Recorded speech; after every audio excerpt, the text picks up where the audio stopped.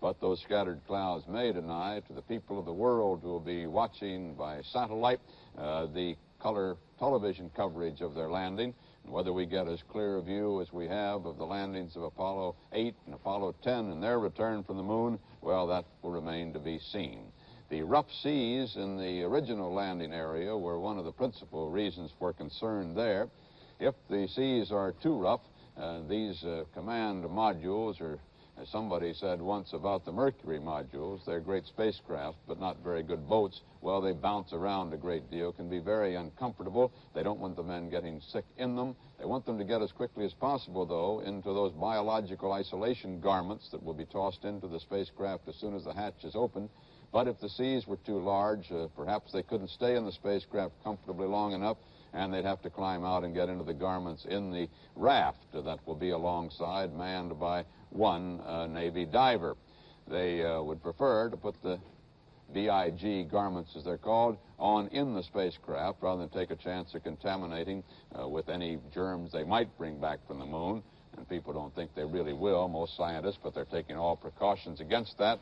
Well, they'd rather put them on in the spacecraft and not take the chance of contaminating the raft, but they will get into the raft first if the seas are too rough. These seem to be all right. The Hornet is standing by.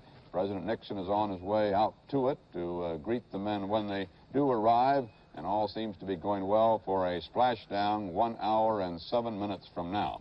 Mariah McLaughlin is at the home of Mike Collins near the Manned Spacecraft Center for a report on how the astronauts' families have been affected by this flight. Mariah? The astronauts' wives almost are banded together into a little tribe. The idea is to get through this mission and then to get through those long periods when their husbands are away planning for another one. In many cases, the overriding emotion is fear, because these women are worried about what could happen to their husbands. Just as soon as one wife has successfully negotiated the strains and the tensions of her husband's flight, she finds out that her best friend's husband will take the next one. Fear is not new to these women.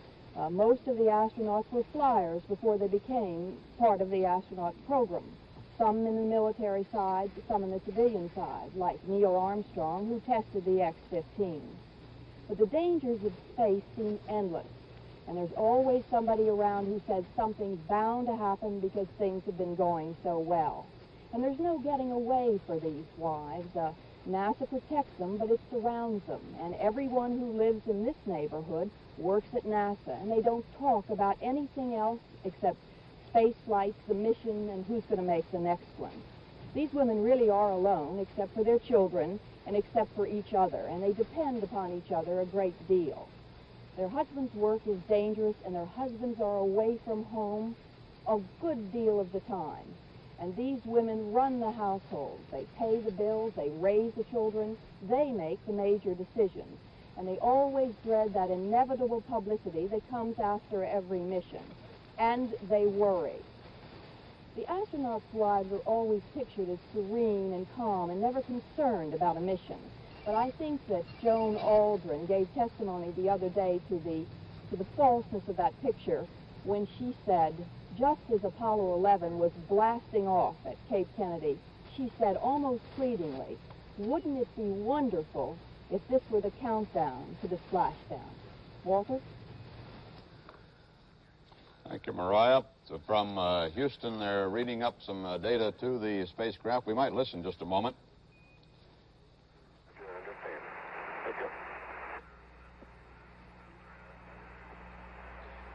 Houston has just been telling the men in Apollo 11 that they are now within VHF range. That's the shorter range radio circuit from the spacecraft to Earth. No longer necessary to use those big dishes which have the range of the moon capability. They'll get on VHF circuits, and from here on out... Apollo 11, Houston, back up S-band now, and we're standing by for command module RCS activation. Okay, we're just about there. The sequence of events here that we'll be watching from the spacecraft now. We have the first pictures here from the aircraft carrier Hornet. This is the mobile quarantine facility that you see over there on the right, that aluminum trailer, 30 feet long, in which the astronauts will be escorted as soon as they come aboard the carrier. They will not be exposed to any of the personnel of the carrier. They will be kept well back. And Swim 1's pilot, Commander Pitchman, is from Orlando, Florida. They'll move right into that trailer, and that trailer then will be transported by the Hornet to Honolulu, getting there Saturday morning. From there, it'll be lifted off of the Honolulu, carried on to the airport there, and placed aboard a transport to bring it on to Houston. Petty Officer Second Class Terry A. Muhlenbach. It's good color we've got from the and Petty Officer Third Class Mitchell L. Bucklew of Sanford, Florida. We just hope that the weather out there in the Pacific, 950 miles southwest of Hawaii, is good enough for us to get a picture of the splashdown. The picture we may get right after splashdown is likely to be look pretty humorous to those of us who are spectators, because the first thing the men do when they get into the raft is to spend, maybe 20 or 30 minutes rubbing each other down with a powerful germicide to be sure that if there are any germs on the moon and they've brought any of them back, they don't survive that first rub down. So they're, as one of the space officials in Houston said yesterday, it's going to be kind of rub-a-dub-dub, 4 men in a tub, the 3 men of Apollo and the diver who first throws those isolation garments to them and accompanies them back in the raft. CBS News coverage of Apollo 11's return to Earth will continue in a moment.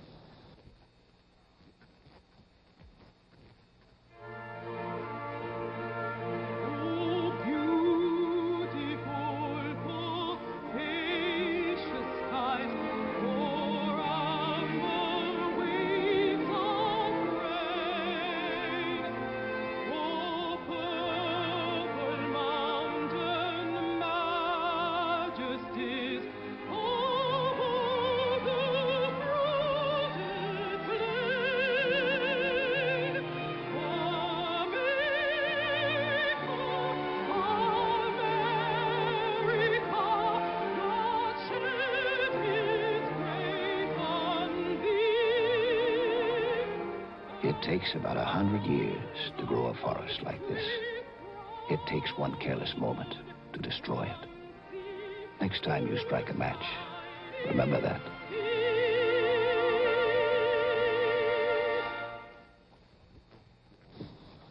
Well, we've heard from Houston that out on the recovery ship, the Hornet, the 8 helicopters are now airborne with just exactly 1 hour before splashdown, which is scheduled for 12:49 Eastern Daylight Time. Actually, just a few minutes before dawn out there in the Pacific, but well after first light. It gets a little light before dawn, as you know, and in that first light, the splashdown is supposed to occur. The 4 radar reconnaissance craft also have taken off from the Hornet and are flying their missions out over the Pacific. Perhaps the first contact with the returning spacecraft will be from those radar reconnaissance aircraft. It's likely that they will be. They've got the big mushroom kind of domes on the top of them. Also aboard the Hornet are 3 two-engine transport planes. One of those will almost immediately after the spacecraft has been recovered and been swung aboard, the Hornet will bring the precious cargo of 60 to 80 pounds of rocks that the men picked up on the moon and film back to Houston. That will get there considerably before the astronauts. It will be flown off of the carrier and should get back to Houston well within the next day, whereas the astronauts have to be carried by ship to Honolulu. That will take till Saturday morning itself, and they won't be back in Houston until very late Saturday or early Sunday. Well, the big moment is here, Wally Schirra. The entry into the atmosphere and the parachutes blossoming and the splashdown in the Pacific. And as we were suggesting last night, these are kind of finger-crossed moments, aren't they? They really are. And I think As I said last night, when we use the word beautiful, we use it advisedly. But I think it's emotional when you see those 3 parachutes out there, because that is really the most beautiful sight. Even though it's man-made, it's the culmination of a successful flight. The series of events that we'll be reporting this morning, 12:18, which is just about a half hour from now, is the actual maneuver, according to the flight plan, to the entry attitude. Then at that, a minute 54 seconds after that, 12:20 Eastern Daylight Time, the separation from the service propulsion system engine, the service module, which has done its job, its service to the flight of Apollo 11 and will no longer be needed. From there on, just that little command module, at 12 feet of it is all that comes back from 360 feet of the rocket and all of the components. But there it is, all by itself out there. And at 12:35, 15 minutes later, it enters the atmosphere, about 80 miles over Australia, 400,000 feet, the 400K mark, as it's called. Then the blackout begins almost immediately thereafter, within 15 seconds, and we have those long 3 minutes of no communications as the ions build up around the spacecraft in that 5,000-degree heat of reentry, actually burning away the blunt end of the spacecraft, an ablative shield. It melts it and burns away a great part of it, chars it badly, but it protects the astronauts, as we know. And incidentally, this is just the 3rd spacecraft to come back, of course, from a lunar trip, which means that this is only the 3rd time men have ridden a spacecraft back at that tremendous speed of 25,000 miles an hour into the atmosphere and have endured that 5,000-degree heat. It's interesting to realize I cruised back rather slowly with Apollo 7. It was only 18,000 miles an hour. What's the scene, Wally, as you look out the window and that fireball begins, when you become a fireball? Well, the colors are quite spectacular. Of course, typically in the role I was in, I wasn't able to look out as much, but still out of the corner of the eye, I could see the shades. There are pastel shades of light green, light yellow, light purple, almost a violet magenta. And this, of course, is the different elements in the heat shield, the chemical and metallic components that characteristically show these colors. Copper or brass or bronze, as we would normally see it, gives a green. You know how a green exudate sort of forms on a copper pipe. Well, that same green shows in this glow. It's quite interesting to see how the colors evolve as you pick up velocity. Are you so busy that you can't look out? Is that it? Well, we have a totally automatic re-entry capability with a computer.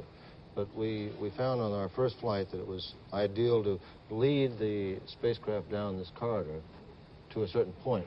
Then the computer can do better, but man can do better for a part of it, where you can save fuel or detect that one of the control systems may or may not be faulty and switch to the other. The computer doesn't have that type of logic. It'll just sit there and drive away and waste fuel on reentry. And we, of course, must worry about that fuel. This is the fuel that's been carried in the command module the whole flight, never been used until a check, usually, before separation from the service module. So that's been dormant now for over 8 days. So you want to check it quite carefully. Is there any backup for that fuel? There isn't once you go on the RCS. But there are 2 separate systems, each independent of the other, and 2 thrusters, 2 jet rockets in a way, for attitude control, which is all you have at this point. You don't translate. We vary the lift of the vehicle to change our position downrange by rolling left or right or whichever direction is required. The difference in this reentry and reentry from orbit, of course, is that reentry from orbit, you slow down so you drop back into the Earth's atmosphere. Right. This thing, you're not slowing down at all. This is a direct entry right down well, no, you could develop enough lift as you slow down to go back out again and actually do this, even though the reentry angle, I think it's, what, almost 6.5 degrees negative below the horizon. If that angle were slightly off, you have the lift capability to drive you in the atmosphere and actually dig in. Up to a limit of about 10 Gs, which is 10 times your weight. If the angle is too shallow, this is what you would do. Now, if it were quite steep, you'd want to eliminate this deep dive, if I can put it that way, into the atmosphere, I'm talking really small numbers. Then you apply lift to ease up into the atmosphere a little bit rather than dig in very deeply. Well, now, I think their profile of entry includes a couple of these little roller coaster effect, right. a little rise to release that. They don't go back to 0G again now. Once they see some G develop, and that was one of the rules we said long ago, once we see some G, meaning we're captured by the atmosphere, we'll continue building G, or at least maintain a certain level. Ideally, they'd get to 6.6 G, I think it is, on this re-entry. 6 times gravity. 6 times your weight on Earth. CBS News coverage of Apollo 11's return to Earth will continue in a moment. Apollo 11's hurtling home at an ever-increasing speed until it gets up to just about 25,000 miles an hour. Another 47 minutes from now, 46 minutes from now, and then splashdown 52 minutes from now in the Pacific. The President of the United States, President Nixon, is just about to arrive on the aircraft carrier Hornet there as it waits to recover the astronauts 950 miles southwest of Hawaii. We have a report now from Dan Rather, our White House correspondent, who traveled to the mid-Pacific with the President and is now on board the Hornet. This morning, he was scheduled to wait for cereal, which calls itself the Breakfast of Champions, before he flew off of the USS Arlington onto here, the USS Hornet. Mr. Nixon was a land-based naval officer during World War II. He had never slept aboard a ship before last evening. The vessel was the SS Arlington, a converted cruiser, now a communications center and aircraft carrier. Aboard the Arlington, before helicoptering out for the Hornet, Mr. Nixon walked among the sailors, congratulated them, talked about how much Apollo 11 is a team effort, and in general extolled the virtues of space exploration. That's a theme along which he's been building to a crescendo all week, talking about it in Washington, in San Francisco, aboard his own plane, and now at sea. Astronaut Frank Borman has been at the President's side almost constantly. Borman now is to Mr. Nixon what astronaut John Glenn once was to the late President John Kennedy. Mr. Nixon apparently will continue talking about and preaching the gospel of future space exploration when he takes off from the Hornet later today to go on tour of Asia and to Romania. The President's mood, in the view of reporters traveling with him, has been extraordinarily good. He has appeared to be more relaxed, less guarded, having more fun than at any time since the inauguration. He is so obviously and genuinely exalted and enthused about the success of the moonshot that one reporter, Peter Lissagore of the Chicago Daily News, says he wouldn't be surprised to see Mr. Nixon fly out in a spacesuit. Some of the rest of us would be surprised to see him go that far, but there's no question that the President is caught up in his own personal version of moon mania. Dan Rather aboard the USS Hornet. CBS News coverage of the recovery of Apollo 11 will continue in a moment. Here again is Walter Cronkite. But the picture you see on your screen is from the U.S. carrier Hornet, some 950 miles southwest of Hawaii, awaiting the splashdown of the Apollo 11, scheduled for 46 minutes and 20 seconds from now. The Apollo 11 is now 7,000 miles from Earth, 17,000 mile per hour speed, and picking up speed every second and closing that gap to the return home. They're waiting at the Hornet for the arrival of President Nixon. His plane is less than a mile away, we are told. We'll be hearing from Dan Rather when he does touch down there. This mobile quarantine facility is that 30-foot long aluminum trailer equipped with a small sort of ward room and kitchen, 6 bunks, 6 bunks, and sanitary facilities, of course. It is in there that the Apollo 11 astronauts will be ushered as soon as they get to the aircraft carrier, and it's through those windows you see there that President Nixon will first greet them. This quarantine, decided by Earth scientists who fear the possibility of contamination from living bodies on the moon. It's doubtful that there are such, but just in case there were, they might come here, and we have not built any immunity against them, of course. We could have a plague, it is felt, by moon bugs. Not really thought that this is going to happen, but we're taking precautions. The astronauts will go into that quarantine facility and inside that be flown back to Houston and then into their quarantine quarters there to stay until August 11th, while they undergo all sorts of probing, sticking, listening tests of any kind. Somebody said this morning, Jim Lovell, talking to the astronauts, the Apollo 11 crew, said that the most difficult part of your mission is going to be after recovery. And Columbia pilot Michael Collins answered, well, we're looking for a dull part then. And Lovell quipped, please don't sneeze. The thought being that if any of them catch a cold or sneeze, why, the doctors are going to immediately wonder whether they've caught a moon cold and might even extend that quarantine. And that's the worst thing that could happen to these fellows into a waiting world, I guess, is if they did have the quarantine extended. Collins said, keep the mice healthy, which means that these control mice that they will have in the laboratory there also mustn't come down with anything. Let's listen to Keith McBee now aboard the Hornet. This is a picture break setting. We just lost our audio as I introduced him with the Hornet.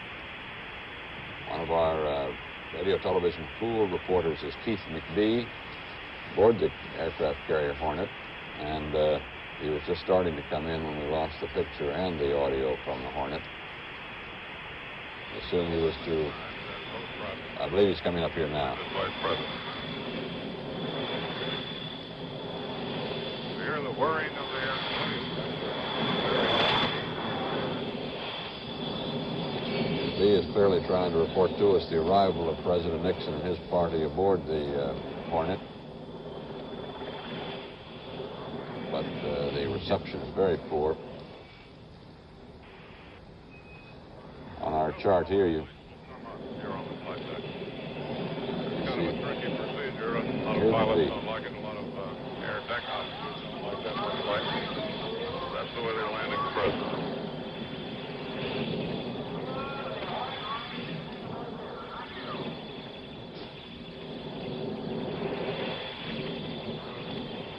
From the sound of that helicopter, it's obvious the president isn't going to catch number 1 or number 3 wire, as we discussed some time ago.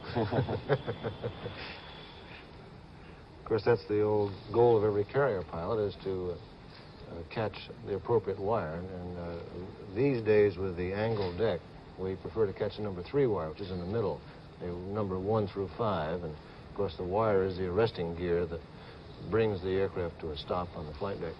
In this case, I'm sure we didn't see the picture, but the helicopter just merely lands on this flat surface. Yeah, and he's only got to come a fairly short distance from Johnson Island, where he went last night. And I suppose he is coming by helicopter. We couldn't get that reception from Keith McBee right there, but we'll bring him up just the moment that the wires, the lines, microwave and satellite relays clear up enough for us to get reception. Certainly hope that they clear up well before the actual splashdown, now scheduled 41 minutes from now. The pictures have been good this morning, as we've seen. Pictures of the mobile quarantine facility, the trailer aboard the spacecraft. We haven't had any looks out at sea because you can't see anything out there. It's dark. It's still night in the Pacific, and first light will not come for another 35 minutes from now. It'll begin to get light, and there should be plenty of light to see if the clouds will permit the blossoming parachutes of Apollo 11, assuming also, of course, that they are on target and that the Hornet is on target. The aircraft carrier has to be where it's supposed to be, too. CBS News coverage of the recovery of Apollo 11 will continue in a moment. Near Honolulu lies Makaha, famous for surf. Here at Makaha, an unusual surfboard, a paper surfboard, made of a new corrugated paper from the International Paper Company, called Cordura.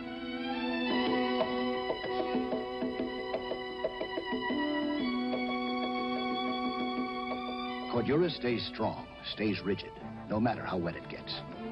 Look for some big changes in the produce industry, the shipping industry, the construction industry. wherever corrugated paperboard has to stand up to water.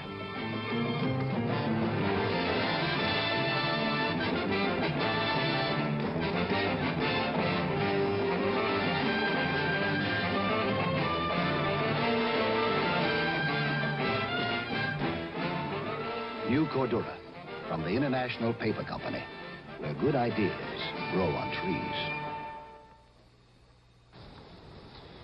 Well, the spacecraft Apollo, after this historic mission to the moon, is finally really back in our Earth environment.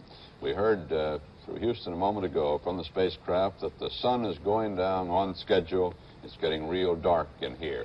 So they're disappearing back behind the Earth in relation to the sun, and they're beginning for the first time in 8 days to experience the same sort of environment that we on Earth are. They have returned to be Earth people once more. They're seeing a sunset for a change.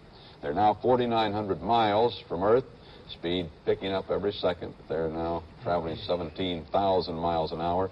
They'll be going 24,677 miles an hour in the next 38 minutes before they enter the atmosphere and begin the splashdown procedures. They're going to pick up 7,000 miles an hour in speed in the next about 35 minutes, which is pretty good acceleration for anybody's vehicle. A moment ago, when we tried to hear Keith McBee aboard the aircraft carrier Hornet, we were getting broken shortwave reception. The satellite feed from the carrier Hornet carrying pictures and sound for some reason still unexplained has been lost for the moment. We're hoping, of course, to reestablish it any second now and to get good pictures of splashdown and the recovery of the Apollo 11 astronauts. I was mentioning just a moment ago, Wally Schirra, about the accuracy of the splashdown, and also the fact that the carrier has to be in the right spot. That's a pretty good navigational feat, to be within a few hundred feet or a few hundred yards of a given spot out in the vast Pacific with no landmarks. It is, and this particular type of carrier, or at least the helicopter carrier that is working in any submarine warfare, really doesn't care where it is geographically unless it's close to land. Its tactical problem is relative motion with another force. I discovered this quite by accident after our Apollo landing on Apollo 7, where the onboard computer said we were less than 3/10 of a mile from where we wanted to be. And we were filed for a record on this one, so we were really trying to do something with it. And that's what the spacecraft said it was doing. Now, the carrier said, well, we were somewhere within 3 or 4 miles of the landing position. I finally had a discussion with a very dear friend, Admiral Moorer, who's the Chief of Naval Operations of the Navy, and said, Admiral Moorer, I know where I was, but I guess your ship didn't know where it was. Well, no, that's true. It is. I mean, your computer is probably as good in assessing your landing location on the face of the Earth, on the grid, as the ship's position. Well, in fact, it's much more accurate. I had a flight just recently coming from Rome to the United States in a commercial transport, a 707. And on board were 2 qualified inertial navigation systems, exactly as we have in the spacecraft. Not identical, but very much alike. And from Rome to Gander, Newfoundland, we missed by 8/10 of a mile. Now, that's the kind of systems we have coming out of the space program, used for space navigation and now for aircraft navigation. Arthur Clarke is with us here, our science fiction writer, 2001 author and all of that. Well, part of the navigation system now depends on satellites, the navigational satellites, which are now available to all nations and all navies. They have an accuracy of about 1/10 of a mile, I believe. They do. This isn't implemented on all of the ships just yet. And it should be soon, though. They will be. Oh, yes. But we get that with every one of these landings now. You know, we get a constantly changing value from the Navy as to where you are in relation to the ship in the first place, and then where they are in the second place, and then finally what the landing accuracy was in the third place. Well, it gets kind of frantic towards the end. I can recall in our case, from Houston, I was hearing you're coming down the pike, you're right in the barrel, this kind of thing, and the captain of the ship heard this conversation as well and said, well, in that case, I think I'll move out of this area. Just before the Apollo 7 flight, Wally, I heard a debate between Dr. George Miller and Professor Stark Draper, who designed the navigation system, and they were betting each other that you'd land with an accuracy, I think, of about half a mile, and one said, no, it may be about a mile. So that was what they were thinking in terms of... We did that, it turned out, but there's no way to actually prove where you landed. Much like we don't know where the Apollo 11 crew was on the moon. We know they were exactly there, but where exactly it was, we don't know. That's right. So that. And of course, they're still worrying that problem, and will continue to for some time. They may find out exactly where we were with the laser, but they haven't yet been able to fix that laser beam onto the reflector because they don't know where to aim it. President Nixon's helicopter has just set down on the deck of the Hornet, but unfortunately, we still don't have pictures from out there yet. We can perhaps hear Dallas Townsend aboard the Hornet. Dallas? Blue Pass, which has been painted on the flight deck. Secretary of State Rogers, along with him. Colonel Frank Borman, commander of Apollo 8. President Nixon, escorted by high officers of the Navy. Rear Admiral Donald Davis introduces Jerry Hammack, director of the Lunar Landing and Recovery Division. Thomas Paine, the administrator of NASA. Admiral McCain, the rather slightly built admiral, standing to the right of Dr. Paine. The president is introduced to John Stonecipher, who is the deputy chief of the NASA recovery team on board. The president walks over to the door in the rear of the mobile quarantine facility.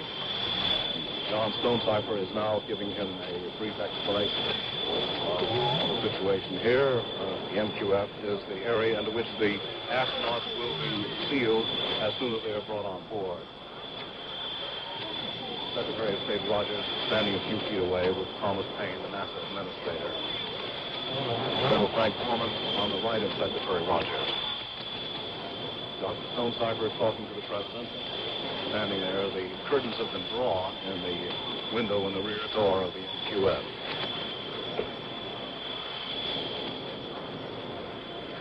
The president looking very happy. Obviously, a very good mood in these final minutes of Apollo 11.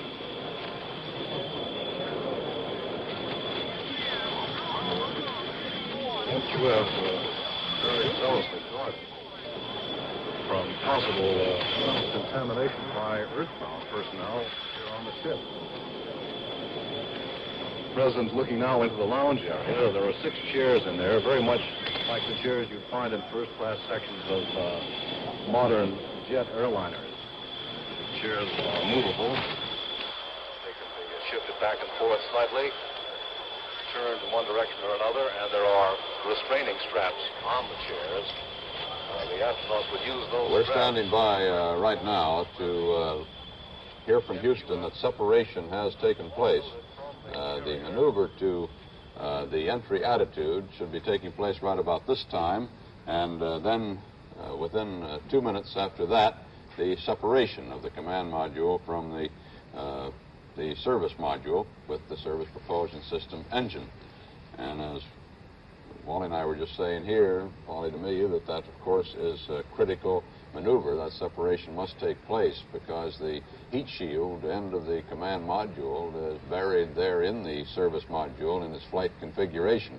You've got to get that service module off of there to expose the heat shield for safe re-entry of the command module.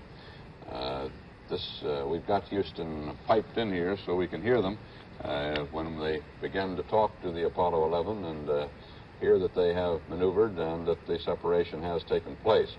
It should come in the next 1 minute and 2 or 3 seconds from now, according to the flight plan. There's no communication between Houston and the spacecraft at the moment that we hear. If Mike Collins is the pilot of the command module, or Neil Armstrong, the commander, Buzz Aldrin are talking to Houston. We're not getting it piped through to us, which is unlikely. They probably just are busy at the moment getting set for separation. We may be out of contact now, too. We're spoiled by this long S-band range all the way out to the moon and back. Now we're back in Earth orbit where we may not be over a tracking station. That's right. Guidance officer reports the command module computer looks good and the guidance and navigation system is go. aboard the spacecraft. Well, with that, he can see the spacecraft electronically, which is good, so we'll see separation shortly. Apollo 11, Houston, we see you getting ready for set. Everything looks mighty fine down here. Same here, Ron. Thank you.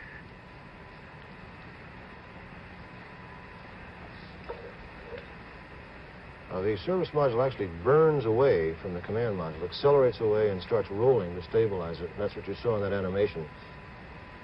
We haven't had confirmation that that has actually taken place, but the animation showed it at the timeline on the of the flight plan. You see the little RCS thrusters working on the spacecraft there, stabilizing it in proper position. We should have had confirmation of separation by now, but we haven't heard it from Houston.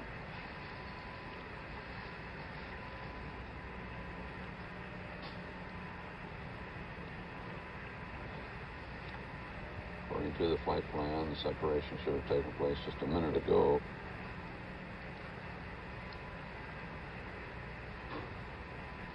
This whole sequence is under pyrotechnics, and there are two separate circuits that we call pyrobus A and pyrobus B, so the likelihood of not achieving separation is very remote. And this is typical of the whole system of pyrotechnics from launch on the booster itself all the way through all the other vehicles that we've seen expended. It would seem logical, too, that if they're having difficulty... We're awaiting confirmation of separation. Well, even if separation didn't occur, the atmosphere would tear that service module to pieces. Would they have a suspect sporting it would. chance of getting in even with that separation? I'm quite sure. It'd be pretty buffeted. You think they would? We confirm separation. There it is. That's news. On the ground readings, telemetry, we can confirm separation. I was premature with my lapel pin that time. By telemetry, they confirm separation, but still no word from the crew regarding separation. But with separation achieved, it's now 27 minutes and a half until the splashdown. CBS News coverage of Apollo 11's return to Earth will continue in a moment.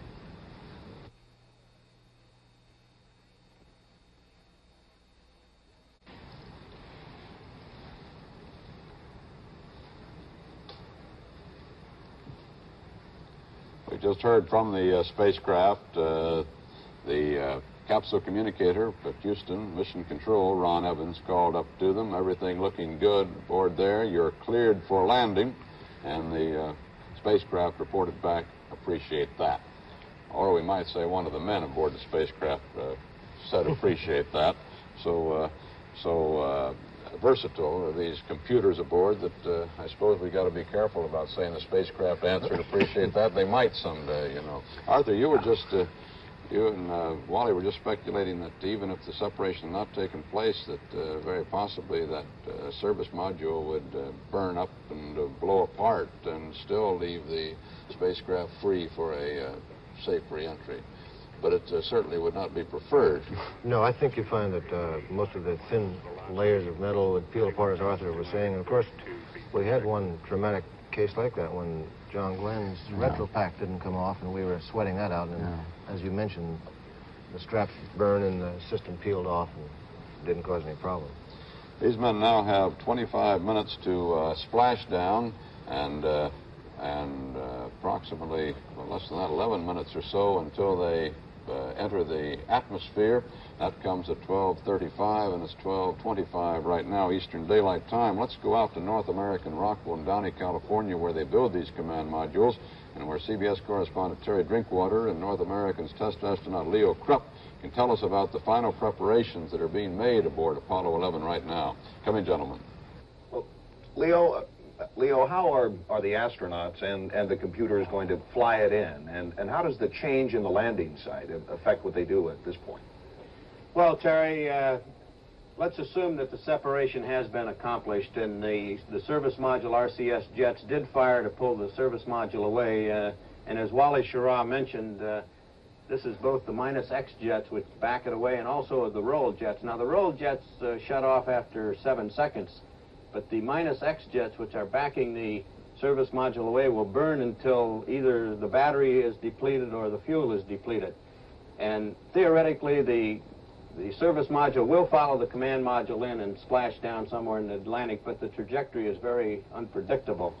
But after separation, the next thing that Mike did was fly the vehicle to the entry attitude, which I have on the 8-ball right here.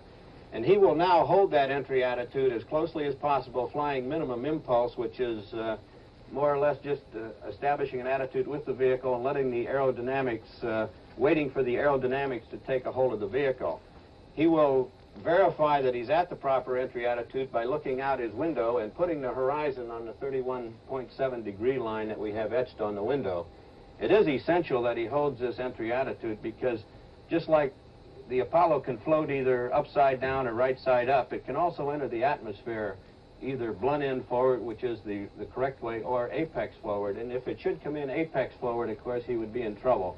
So his main concern right now after separation is to get back to the entry attitude and hold that entry attitude very precisely until he enters the atmosphere. Then the aerodynamic trim of the trim will take over and trim the vehicle, and he'll enter the atmosphere until he picks up 05G, and then the entry starts.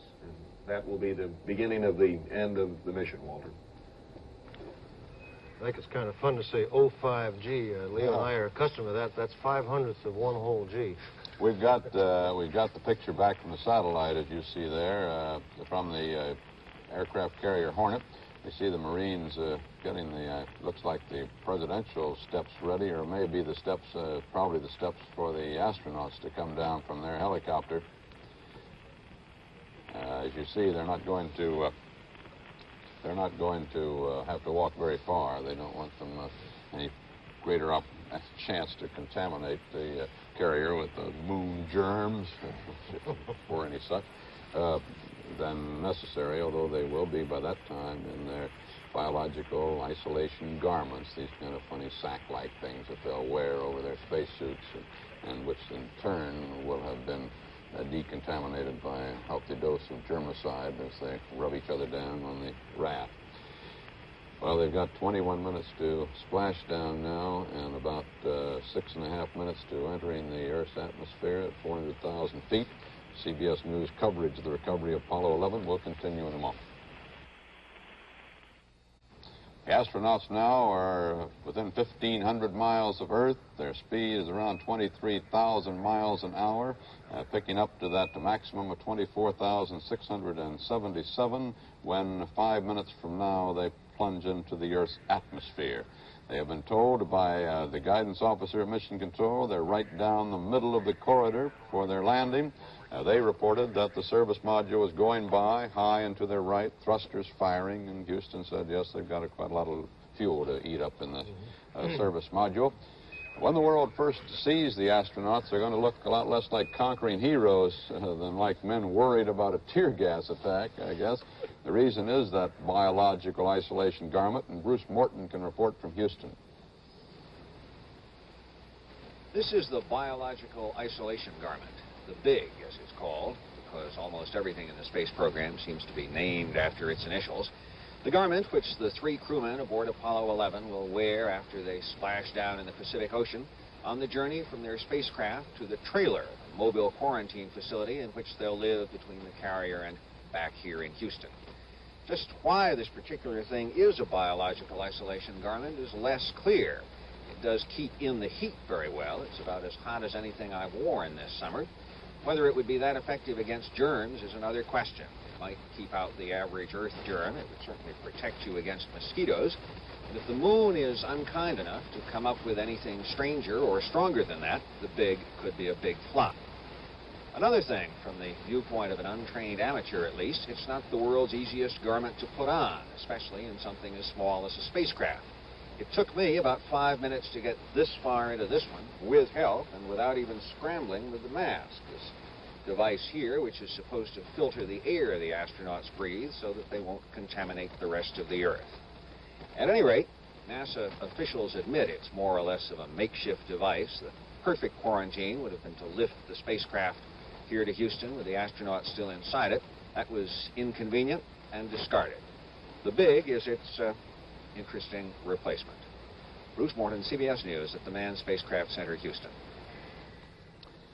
We're tuned in here to the Mission Control's radio transmission to the Apollo 11 spacecraft as it hurtles down toward the atmosphere, but there hasn't been much chatter back and forth. We've learned that these are some pretty laconic test pilots up there, and they're not giving us a blow-by-blow description exactly. We're listening, though, for anything that they do say. It's now just about 2.5 minutes to entry at 400,000 feet, 80 miles, that is, over Australia. In the proper attitude, and 11 Houston, we'll have you for about 3 more minutes through Redstone, and then pick you up after blackout through Orion.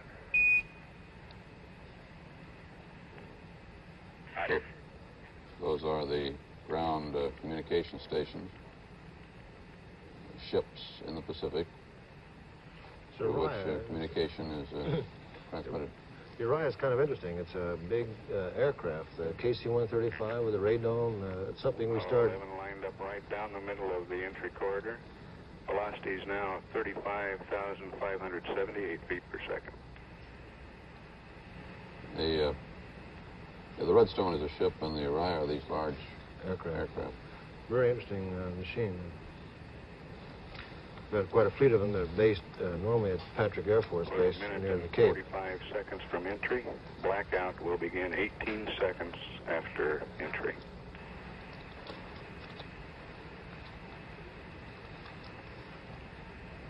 These are breath-holding moments.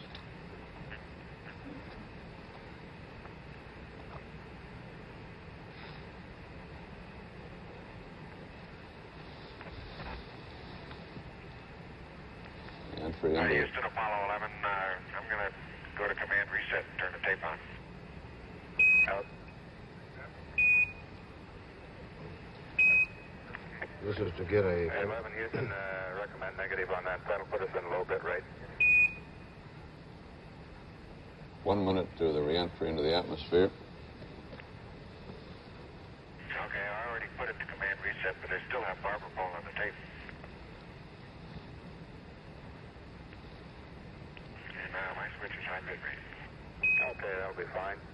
And 225 there, if you can reach it, Buzz. The last 2 circuit breakers and the second row from the bottom, punch those in. That's all this about, Wally. Those circuit breakers, if I remember right, are electrical power batteries on board. We're detached, of course, from the service module. Don't mess around with that 225 I there. think they're post-landing circuit breakers, really. It should be 15 seconds now from blackout, from entry into the atmosphere.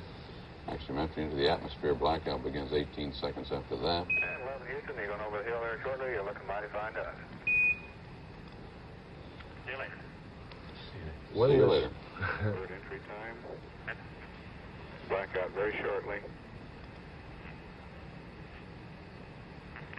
Blackout should be occurring Range to go to Splash, 1,533 nautical miles. just about now. There's blackout. Now, they're beginning to feel G-force for the first time right now in 8 days since they lifted off from the Cape. At least we can say that about Mike. The other two felt some G. Well, that's right. That's Yeah. right. 1.6G. Forgot about their going to the moon surface. Yeah. I don't mean I forgot about their going to the moon surface. Per second. Range to go to Splash, 1,510 nautical miles. This is where these pastel colors really dominate. And of course, that's why this ionic flow is cutting out the communications. You just can't penetrate it with a normal electronic signal.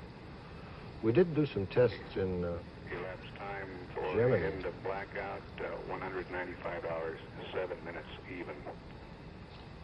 That's on the ground elapsed time. The end of the blackout should come 12:41, almost 12:42, 57 seconds after 12:41 or 12:42, almost Eastern Daylight Time.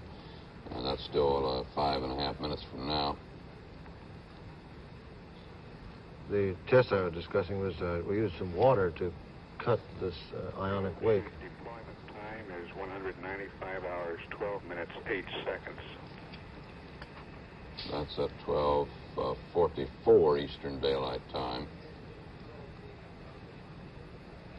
or about 7 minutes from now. The Control Center will not attempt to communicate with Apollo 11 after drogue deploy time.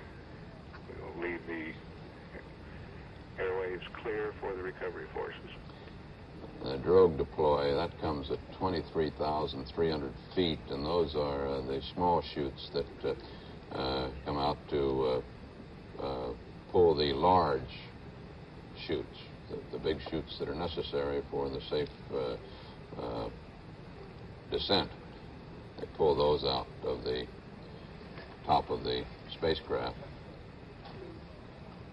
The main chutes come out at 10,500 feet, or about 45 seconds, 3/4 of a minute after the drogues. We have another 3 minutes now, almost 4 minutes until the end of blackout. The G-force is building up now in the spacecraft. The men are really beginning to feel it in there, Wally, as you have. My golly. They've got a visual contact from Orion 3. They're seeing this glowing re-entry like a comet coming back through the Earth's atmosphere. A visual contact. They're watching it. So it's obviously where they expected it to be.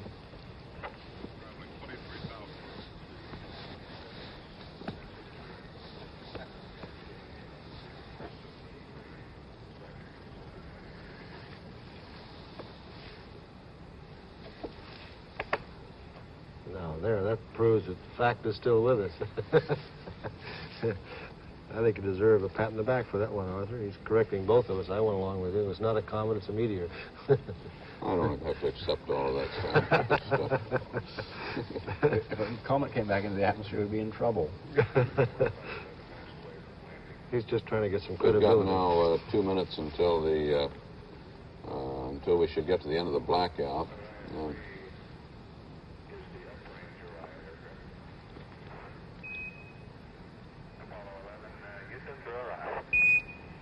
The maximum G-force should be just about now, and that would be around 6.5 for G's. They weigh 6.5 times what they do on Earth right now, being pressed pretty well into those couches. Must be a little hard to move about with that much G-force, isn't it? At that time it is, although we can take up to 10 as a normal re-entry with this vehicle. We've all been trained up to 14 to 16 G, but we're lying on our backs. It's not as if we were seated in a chair as we are now. Now we're just 2 minutes from the end of blackout.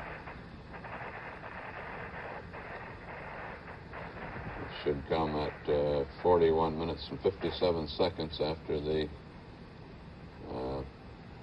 hour.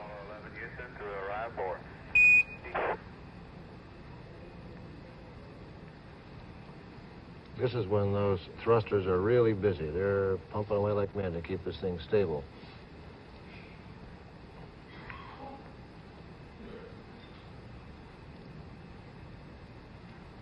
What are they doing to keep it stable right now? Well, it's an attitude control system, and each of the various thrusters are working very hard. The vehicle isn't totally stable at this lower point. It has different changes of trim or stability.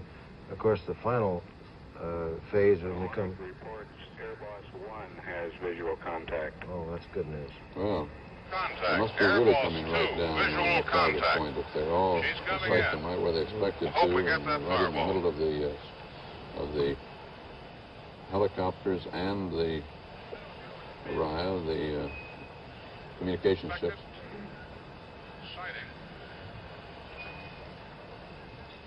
That's a picture, obviously, up there in that sky, and they obviously think and hope on the aircraft carrier that we might be able to see them.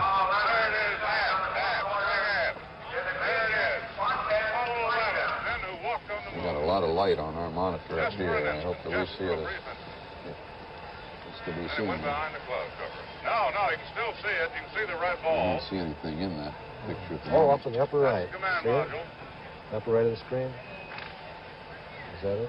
Hmm? It's awfully tough because it's awfully cloudy. Follow. Behind the clouds. Broadcasting to the Apollo 11 in the blind. It should be just coming out of blackout at this moment. So they're broadcasting to... Oh, Well, boy. it wasn't as In other words, spectacular she's right on as the pipe. Apollo's 10. Great. Down the pipe. Apollo 10, but On the still target. clearly visible, even with cloud conditions being what they are. And that's their television cameras trained up that way. I They just frankly had don't to go a see little anything. further. I thought I did. It was a reflection in the That screen. re-entry was at about 400,000 feet. Now they'll be going We've into got the about blackout period. another minute and a half to those drogue chutes coming out. And let's 5 minutes listen after to entry, Pete they should McBee be now aboard pumping the their Hornet. drogue chutes, Maybe they're seeing something. followed by the mains. At that point, we hope for audio. Hope we can pick up sound-wise the double sonic boom. Second one being an echo on the water. Ron Nesson, we think, has a better sighting from his position up near the bridge. Ron? That fireball was the spacecraft, of course, coming back into the atmosphere at speed which caused the spacecraft to heat up to about 7,000 degrees.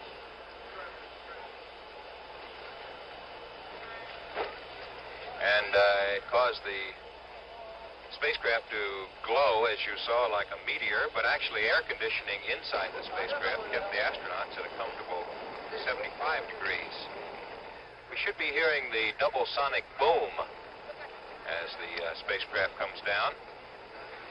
The astronauts at this point are dressed in their two-piece white flake coveralls. Here's a late report saying that the Hornet's radar room has gotten a contact on the spacecraft as it comes down.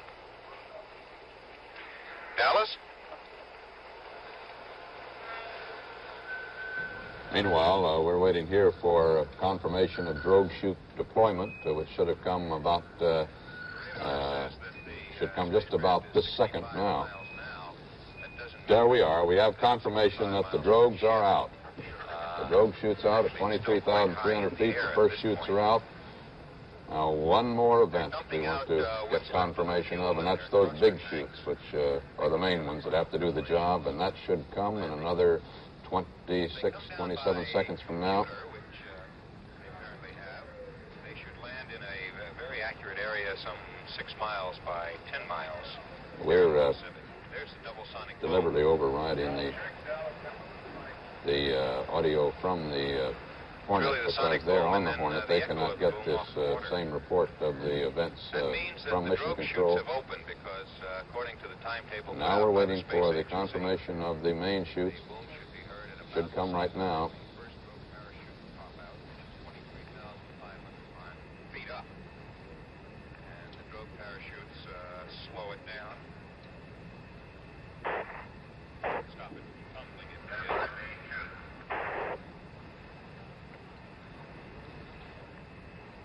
No confirmation yet from Houston. Apollo 11 should be on main chutes now. Should be, Houston says, but they don't have that confirmation either. They're at 10,500 feet. Hornet reports a sonic boom a short time ago.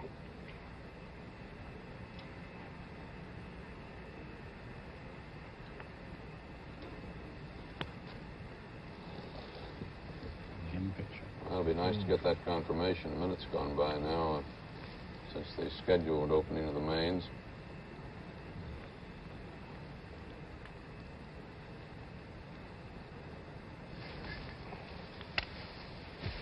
Come on, Houston, give us the word. Yeah, this is the We're last just critical. under 4 minutes. Is that something? Landing. No, just water.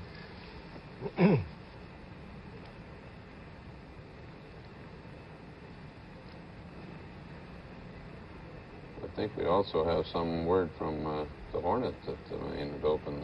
We will continue to monitor for any conversation between the spacecraft and recovery forces, but we will not initiate a call from now on to the spacecraft from the control center.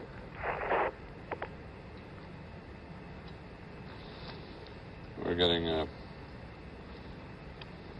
We're getting nothing from mission control or from the spaceship. We've almost become accustomed to seeing the chutes from the carrier. I hope everybody realizes that that's not necessarily the way it's going to happen every time. No, and you can see the cloud cover there now as dawn begins to break over the Pacific there. We're just getting a little picture, and we can see how heavy the cloud cover is at 2,000 feet. Hot dog. There they are. And they're obviously all right. The chutes have deployed.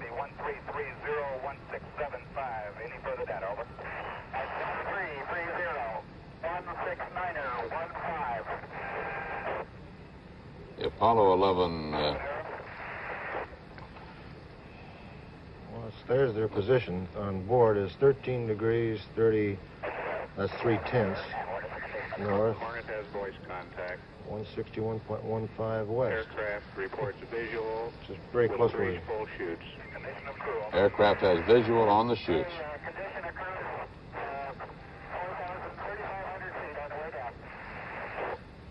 Hot dog. Apollo 11 has made it.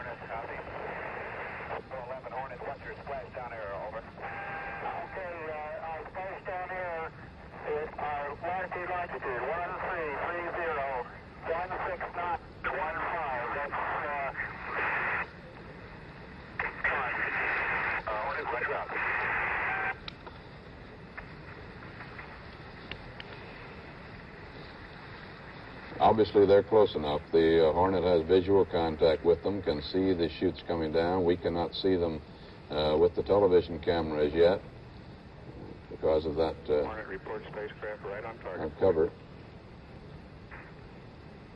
Right on target, according to the Hornet.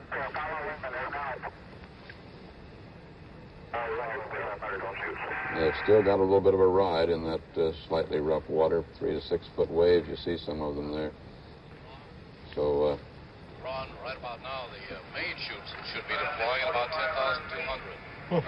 They're a little behind our I think they're a little behind there on the They're Hornet. actually a bit lower than that, Dallas. They report they're at 2,500 feet. And since they break through these clouds at 1,500 feet, we should get a look at them. Apparently the clouds are even lower than... There's no holding pattern here, though. That's fortunate. It's a good thing they're not trying to get into Kennedy. The landing speed, Airport. if they land on all 3 chutes, will be 21 miles an hour. They can land safely on 2 chutes, but that'll be 25 miles an hour, which would be quite a bounce when they hit the surface of the water. I'd say that Splash should be coming in almost any moment now. We have word now, Dallas, that the splashdown is going to be 9 miles off the port quarter, which would mean off to the left side of the ship, and in fact the ship is now turning in that direction. Just late word here. Swim 1 has Apollo visual 1.5 miles ahead. One of the Frogman helicopters. Well, if it's coming down 9 miles away, that's just going to be at the outer limit of visibility from the ship. The horizon is 10 miles away when you look at it from the flight deck. Yeah, I don't think we'll see very much. They're now at 500 feet, we have word here. Splashdown should be just now. Flash! Whoop. That was in chorus. They're back from the moon. Astronauts Armstrong, Aldrin, and Collins landing in the Pacific Ocean, southwest of Hawaii. And you know, Ron, it's interesting that they came down, according to my calculations, at 5:51, which was the time planned months and months ago. 5:51 a.m. ship time. 12:51 p.m. Oh, boy. You can say this Columbia is the...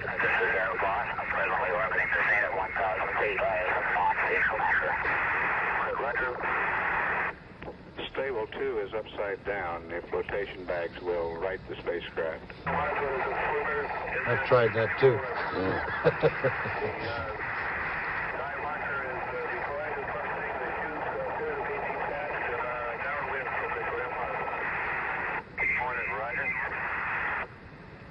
You can pick up some of that transmission from the helicopter hovering overhead and the Hornet, and a little bit from the spacecraft. Apollo 11 is 235 Apollo 11 is 235 There's no problem in the stable 2 position. We have 3 plastic flags we inflate. It's uncomfortable as far as hanging on the straps, but you're sort of, if you can imagine, laying on your face, looking down on your shoulder harness. But you come around as soon as the bags are inflated within a minute and a half, don't you? Right. And then the only minor problem there is that the air becomes a little stagnant and the temperature goes up a little bit, not much.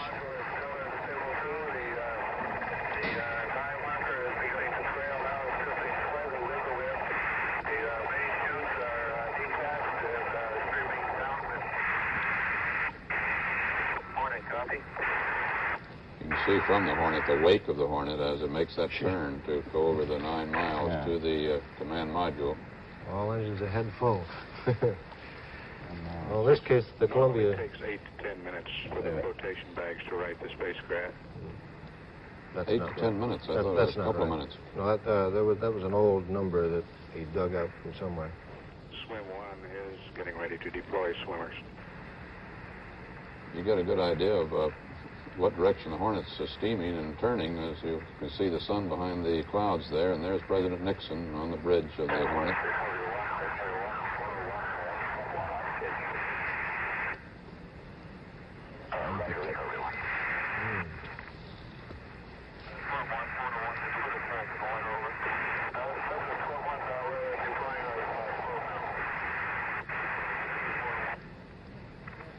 It's a great shot. Yeah.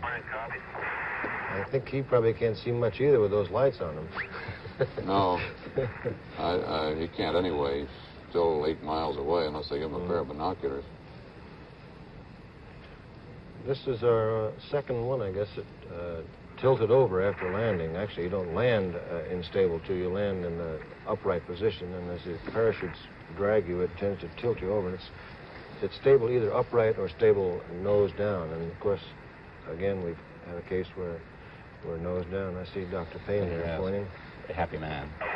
It's Admiral McCain over there on the left. Yes.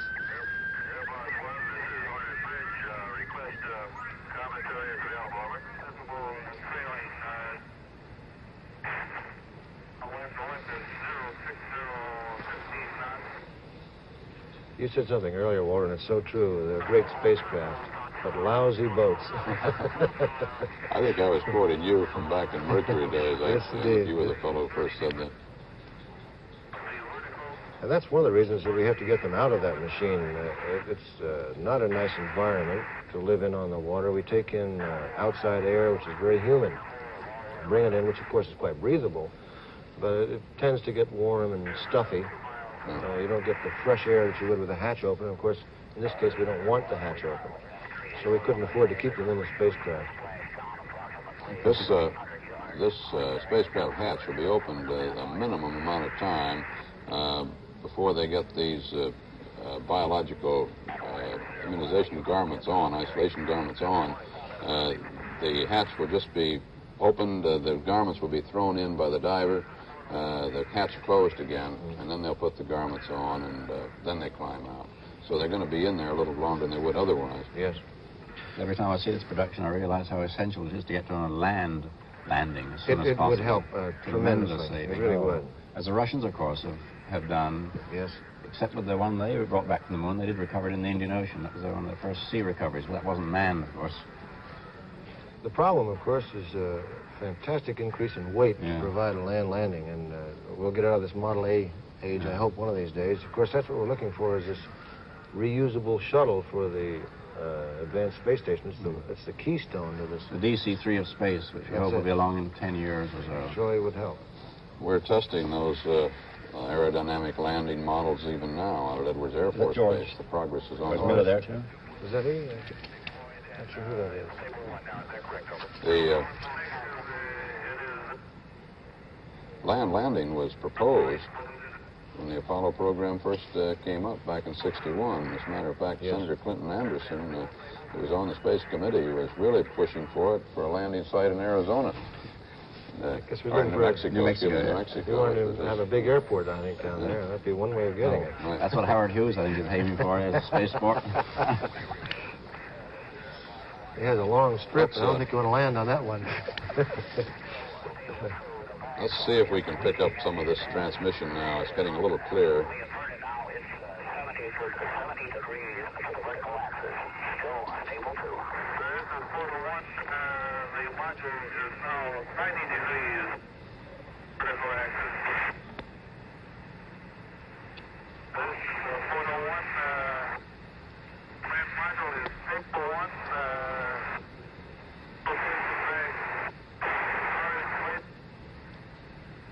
It's now stable 1. In other words, it is now upright. So that took about maybe 6 minutes from touchdown, which is about right.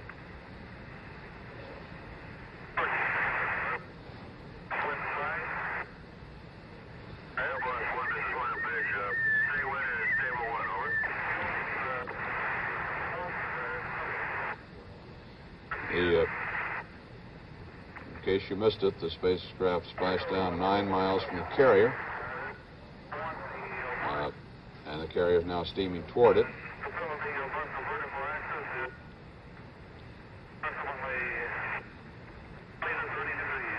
Overhead, you'll hear the air boss reporting back on the condition of the spacecraft.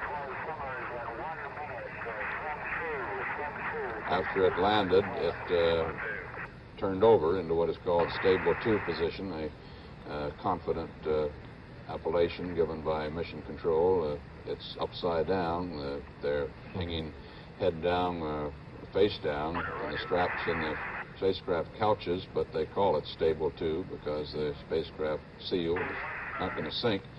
They inflate these flotation bags around the spacecraft, and slowly it rights itself. It's righted now, except it's still canted 10 to 20 degrees, apparently, Air Boss says.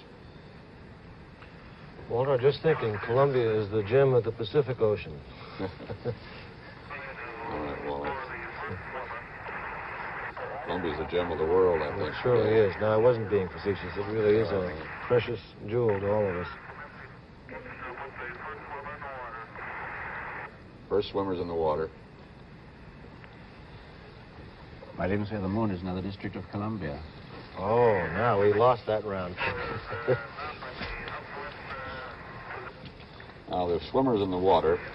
The swimmers will attach the flotation bags, be sure that the spacecraft is safe as it floats there, and when the hatches are opened, sudden waves or tilting will not flood the spacecraft and sink it, as happened with late Gus Grissom's second Mercury flight. We learn on each of these flights, and that's the one we learned on that one. Then the swimmers will all go upwind so that when the hatch is opened, they will not be contaminated if there indeed were any moon germs aboard. And the one swimmer, Lieutenant Clancy Heidelberg, 25 years old, who now lives in San Diego but comes from Chippewa Falls, Wisconsin, will stand up, open the hatch, and he'll drop in the biologic isolation garments. Then the hatch will be closed. They'll don those garments, climb out, and along with Heidelberg, they will rub themselves down completely with sodium hypochloride, it is hoped a moon germicide, and then be brought by helicopter back to the waiting Hornet. CBS News coverage, the recovery of Apollo 11, will continue in a moment. CBS News color coverage of Man on the Moon, Splashdown and Recovery continues after station identification. This is CBS. CBS News color coverage of Man on the Moon. The epic journey of Apollo 11. Sponsored by the International Paper Company, where good ideas grow on trees, and by Western Electric, manufacturing and supply unit of the Bell System, and by Kellogg's. Kellogg's puts more in your morning. Here again is Walter Cronkite. Apollo 11 is back from the moon, safe and sound. The crew is just reported to Air Boss as they rest in their command module there on the surface of the Pacific that they're in fine shape. They have told the swimmer who is now standing on the flotation collar, and those flotation collars are now 2/3 of the way around the spacecraft. That job almost completed. The swimmer has plugged in a telephone circuit that is available to them once they're on the water, and he reports that the crew is excellent. And very shortly, Lieutenant Clancy Heidelberg will be dropped from the helicopter number 66 after that flotation collar is attached. The other swimmers will go upwind, and then Heidelberg downwind rather. Then Heidelberg will drop into the hatch, upwind. Heidelberg will drop into the hatch the biologic isolation garments. Aboard the aircraft carrier Hornet, President Nixon, who's waiting to greet the returned astronauts, has just left the bridge of the Hornet to go down and have a bite of breakfast while they wait for this recovery to take place. The collar has been attached, we're now advised, and inflated so that the command module, Apollo 11, is safely afloat in the Pacific. It landed about 9 miles from the carrier Hornet, but the coordinates as given by the onboard computer on the spacecraft and read to us by Michael Collins just as they landed, Wally, as you have figured it out there, show they were within 1 mile of their target point. Yes, it's right on. The estimate was, for example, 19 minutes north. The degrees don't even count now. And 10 minutes west. And it turns out it was 18 minutes north and 9 minutes west. Within 1 minute is 1 mile. Great. So they're right on the target. As close as your record, I think, maybe as close as your record, 1/3 of a mile off on Apollo 7. Of course, that wasn't from 250,000 miles out the moon. No, they had a much longer walk. They were on the second of the predicted landing of the flight plan months ago, as altered slightly by their flight itself, and right on the target point. The raft is now in the water and inflated. And we'll hear momentarily that Lieutenant Heidelberg is in the water, and then that hatch will be open for the first time since they took off from Cape Kennedy. Air Boss reports that the spacecraft is riding very smoothly. They're still 9 miles from the ship. That's the estimate of Air Boss. It must be a little closer now if they were 9 miles upon landing, because the Hornet's been steaming toward them, I suppose, at a pretty good clip, probably up to 15 or 20 knots on the way over there. And at 20 knots, it would take them a half hour to reach, roughly a half hour to cover 9 miles. I'm just anxious to see that. Here's a picture of mission control, and I suppose the cigars are out. Yeah.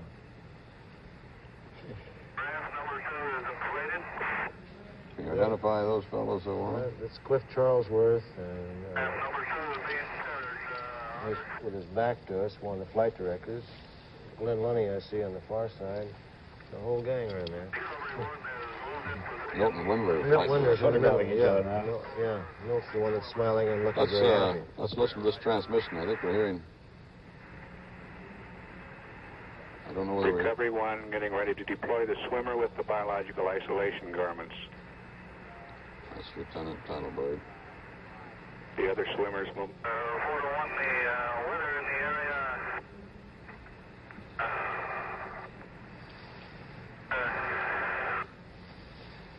Approximately 2,000 feet. Appears to be...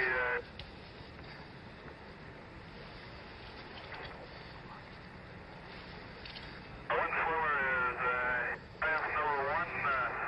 One swimmer in raft number 2. The third deploying the sea anchor.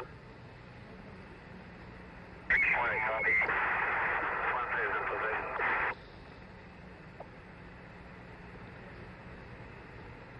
Recovery is commencing as opposed to drop.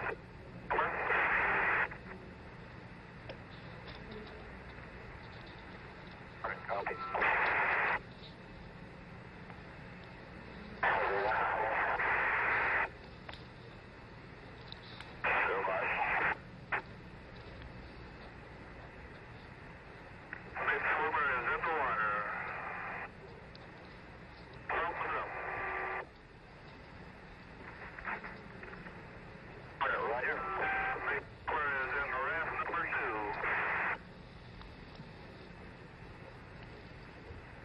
everyone is in position, standing by to lower bag of pigs.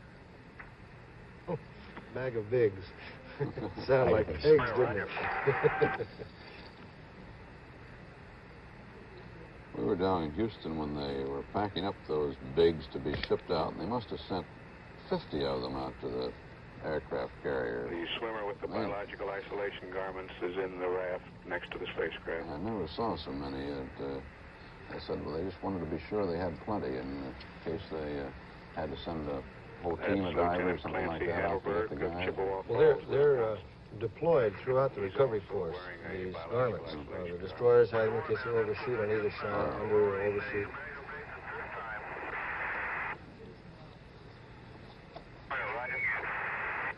So Lieutenant Heidelberg is in the raft alongside of the spacecraft. And the helo is lowering the astronauts' bigs, or biological isolation garments, to Lieutenant Heidelberg.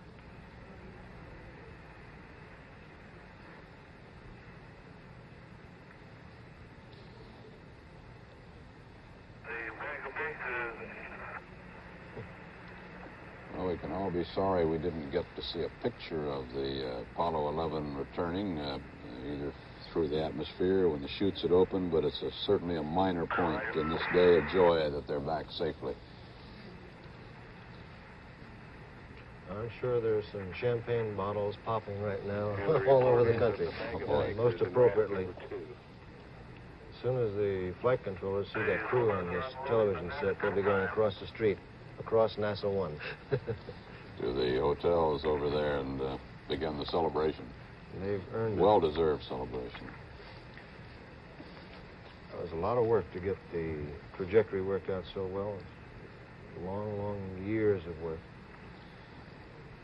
When you realize the millions of parts to the spacecraft, to the booster, the millions of parts of all the ground support equipment, the millions of details that have to be precise and figured out, the program that has to be fed into those computers, and to have all of it come out perfectly, as occurred in this flight, is just a remarkable tribute to management concepts and to the skill of each individual. Anybody who took a soldering iron to a small piece of metal in the smallest plant in the United States that contributed to this mission did his job right.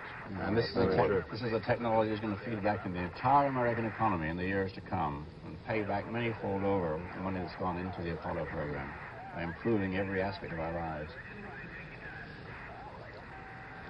Yeah. I think I see the choppers on the screen. That must be the recovery team.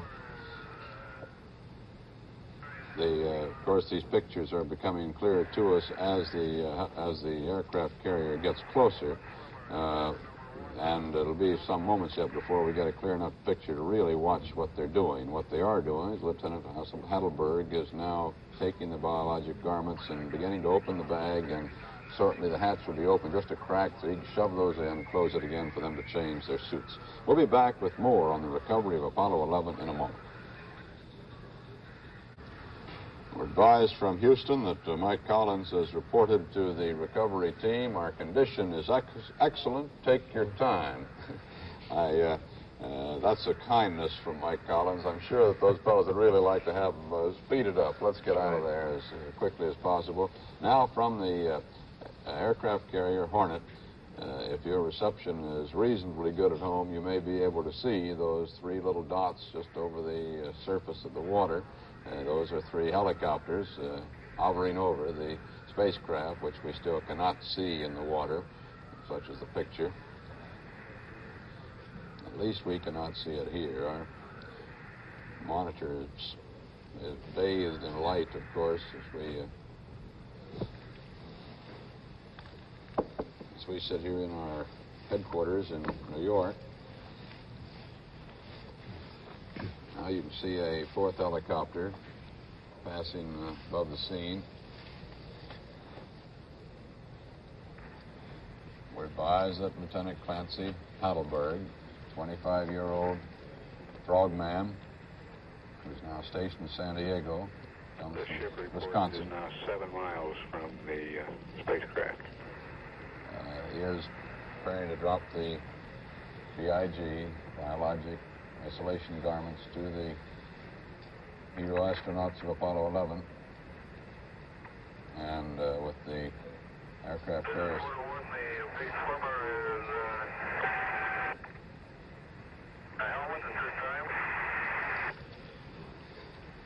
One of the breakthroughs was to re-enter without that massive pressure suit or spacesuit on, so they can change into this biological isolation garment without great difficulty. They're wearing their in-flight coveralls. Just the regular coveralls. We came back in 7. I guess we were the last, really, of the astronauts to land with that big, bulky suit on. And we took them off in the spacecraft to simulate something like this exercise. And we became quite hot just taking those big things off. And it's like having 6 people in there when you get them off.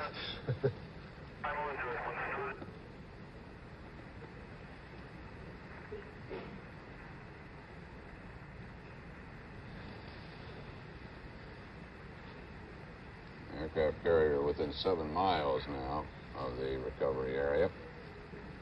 Should be closer than that, surely. They were originally 9 miles have been back. Could have got them by now.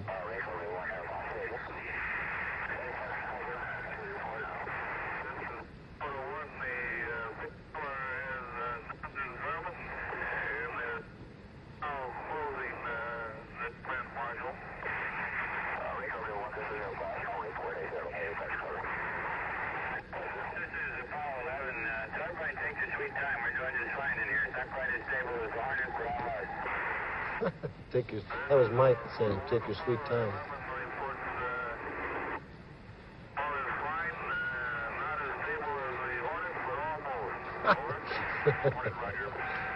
That's pretty stable in 3 to 6 foot waves when you've got a 12-foot command module there.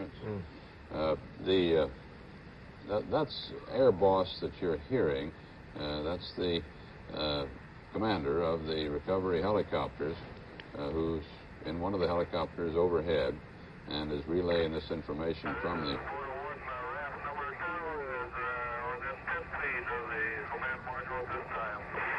That's the Air Boss reporting back to Hornet and also and through Hornet to, of course, Mission Control, Houston. I think it's thrilling to see how beautifully the recovery operation is being performed. The crews practice for weeks out there on these deployments.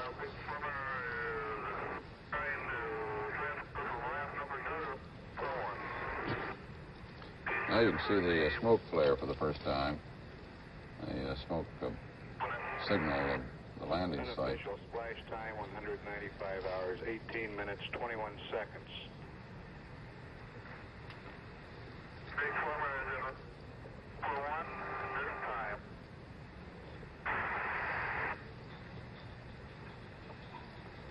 With this long lens from our cameras aboard the Hornet, we should be very shortly be able to see the command module there.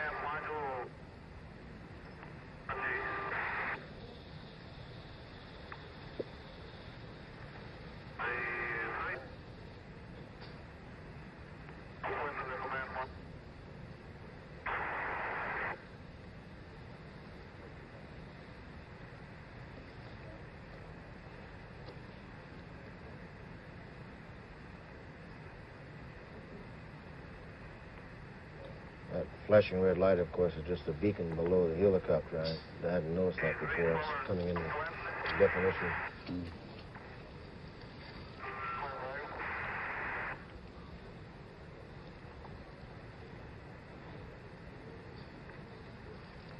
Well, my hands are completely dry now, Walter. They can remain that way now to Apollo 12. I guess that's it. Now upwind of the command module, leaving Lieutenant Heidelberg in his big and with the decontaminant that will be placed around the hatch and on the big swimmer securing another equipment in the One of the big criticisms of the old immunization program, of course, was that if you can open that hatch, well, the whole purpose of the thing is lost anyway. If you've got virulent moon germs coming back, they're exposed to the atmosphere and they're loose and they're free and they'll be wafted by sea breezes or contaminate the oceans themselves. Most scientists don't believe there is any such living matter on the moon, but obviously nobody knows. That's one of the reasons for going there. Surely. I think it's right to do what is reasonable to protect against an unknown virus or spore, but we just can't tie the crew up forever, for example. We can't put them through the torture of staying in that lousy boat for an indefinite period of time. Well, one of the theories was that we should, of course, lift the whole command module out of the ocean, fly the whole thing back to Houston with these guys inside, or something in between there, an isolation chamber somewhere that they would go to directly from the command module into the isolation chamber. But that would be subjecting the crew not only to great discomfort, but to considerable danger. That's a fairly unstable. The hoist to pick it up out of the sea, all these things are variables that might cause a major problem. That hatch must be open, gentlemen, right about now. The word there that we just overheard was that the bigs were being transferred to the crew, the garments, so the hatch has to be open, clearly. This is one of the reasons why we've got to have manned space stations, because then we can have the quarantine facilities when we come back from Mars and the other planets. We can have them out in space. That's a good thought. It's essential. Very good. The Hornet reports now it's 4 3/4 miles away, and it's steaming at 22 knots. If it's been at 22 knots ever since they splashed down, which was at 12:50, that was a half hour ago, it should have overshot them by about 6 miles by now. So obviously they were a little more than 9 miles away, or they weren't at 22 knots, one or the other. That wake looked like they were spraying. Now spraying the hatch area and the top deck and around the hatch on the command module with a decontaminant.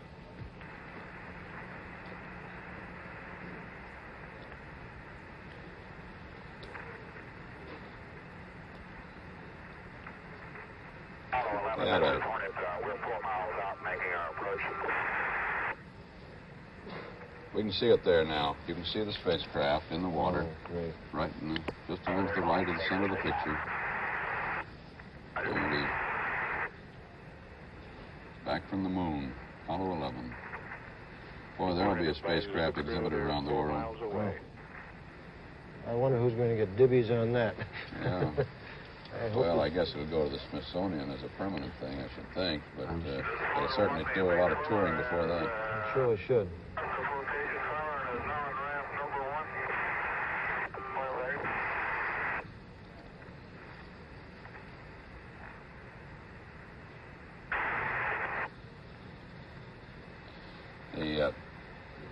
I don't know what that decontaminant they're using really is going to be. Betadine was mentioned before. That's a kind of a iodine derivative.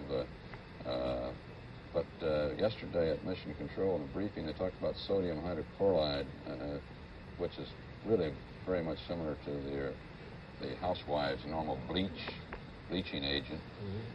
Which one it is they're actually using, don't know.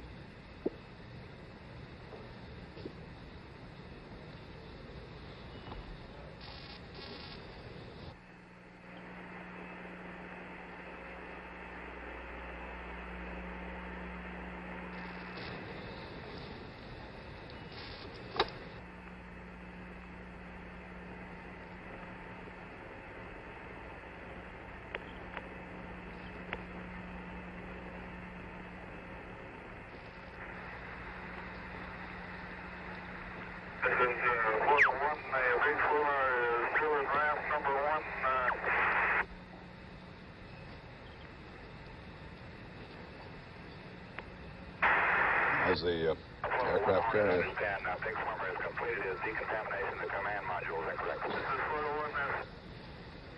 Completed his decontamination of the command module.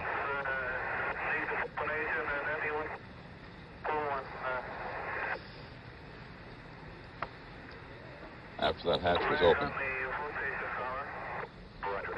After the hatch was opened and then closed again, inside, while right now the astronauts are putting on those garments over their in-flight coveralls, Lieutenant Heidelberg is taking the decontaminant fluid and carefully scrubbing down the spacecraft all over again in case little germs came crawling out on their 6 feet or 9 feet or 12 feet or whatever moon germs would have, if there were any.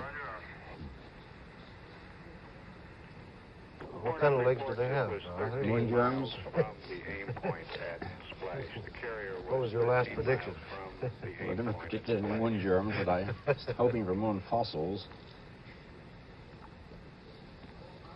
There's one thing about the moon. We're going to find out a lot about it from these rock samples. That's a precious cargo aboard the spacecraft. But it shows you the spacecraft. The from the seismograph that these fellows left, seismometer that these fellows left on the moon, Armstrong and Aldrin, one of the experimental packages. Yesterday, they got a very definite reading that was either a moon quake or the impact of a meteoroid. They figured the meteoroid now, by reading those graphs, Arthur, maybe you saw the early morning dispatches, they figured there would have to have been 10 tons meteoroid to have given them that kind of a readout, and that's a very rare size to hit. So really the people who believe that the moon is alive, that it is hot, molten in its interior, that it is still moving in its surface structure, even as is the Earth, have really got sort of a leg up on the theory in the theory department today. Well, this is really certain because those Rolling Stone tracks. Here we got a pretty good picture now, right now. By visual hand signals through the hatch window. Oh, my goodness. And as you hear from Mission Control, Lieutenant Heidelberg is giving visual hand signals through the window to the astronauts.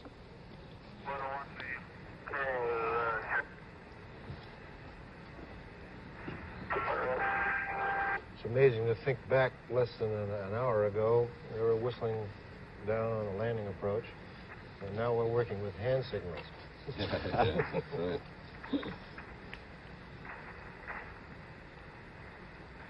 Yeah, we're getting a much better picture now. We're getting closer with the Hornet. And by the time they open that hatch and climb out, we may be close enough with those long lenses on our television cameras to get a reasonably decent first look as the Apollo 11 astronauts come back to us here on Earth. What a reception they have awaiting them. It's going to be delayed for a few days till August 11th when they get out of isolation, assuming that they don't develop anything suspicious.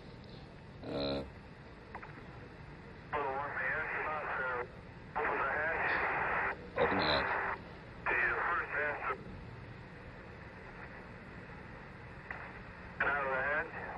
First astronaut out of the hatch, Air Boss says.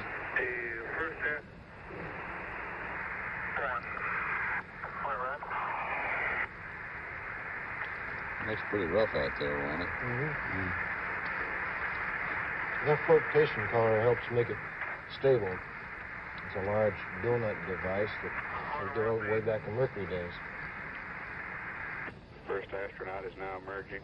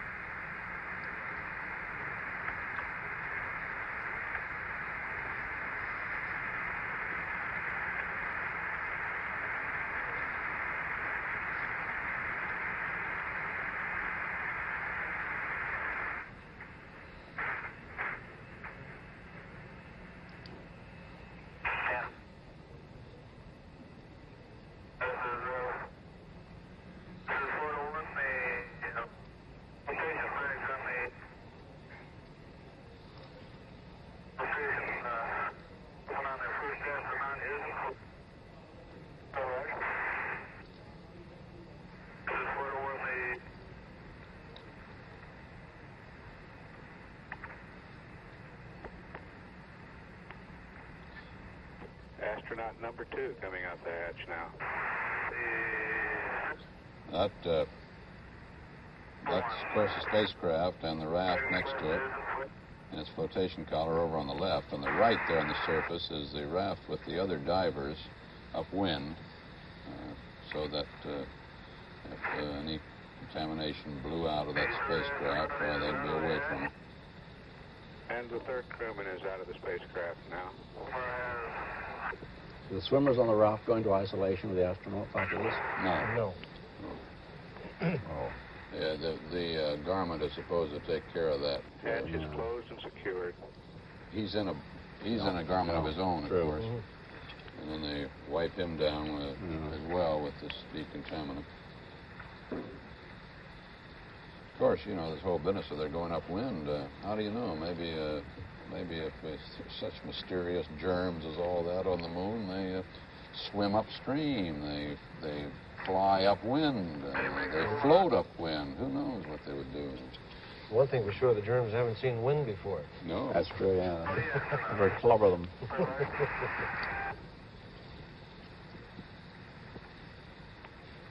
There's President Nixon, obviously intent on focusing a pair of binoculars on the scene. Now reports that the swimmer is having some difficulty securing the hatch, and one of the astronauts is helping him.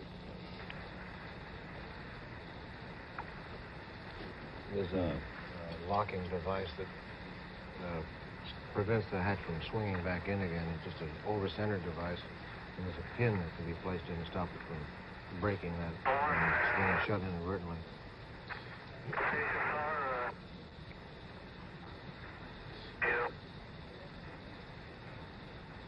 The Russians who do not have not carried any of this television live, either from the moon or the recovery, at least have reported the events fully, and even had quite long symposiums on television about the thing, and they have now reported the splashdown. And the Apollo 11 spacecraft, as they reported, the Apollo 11 spacecraft with 3 courageous cosmonauts on board splashed down into the Pacific today. Hatch is now reported secured. Hatch secured. President Nixon and his party on board the Hornet up on the bridge. There you're getting a better picture now, a little closer.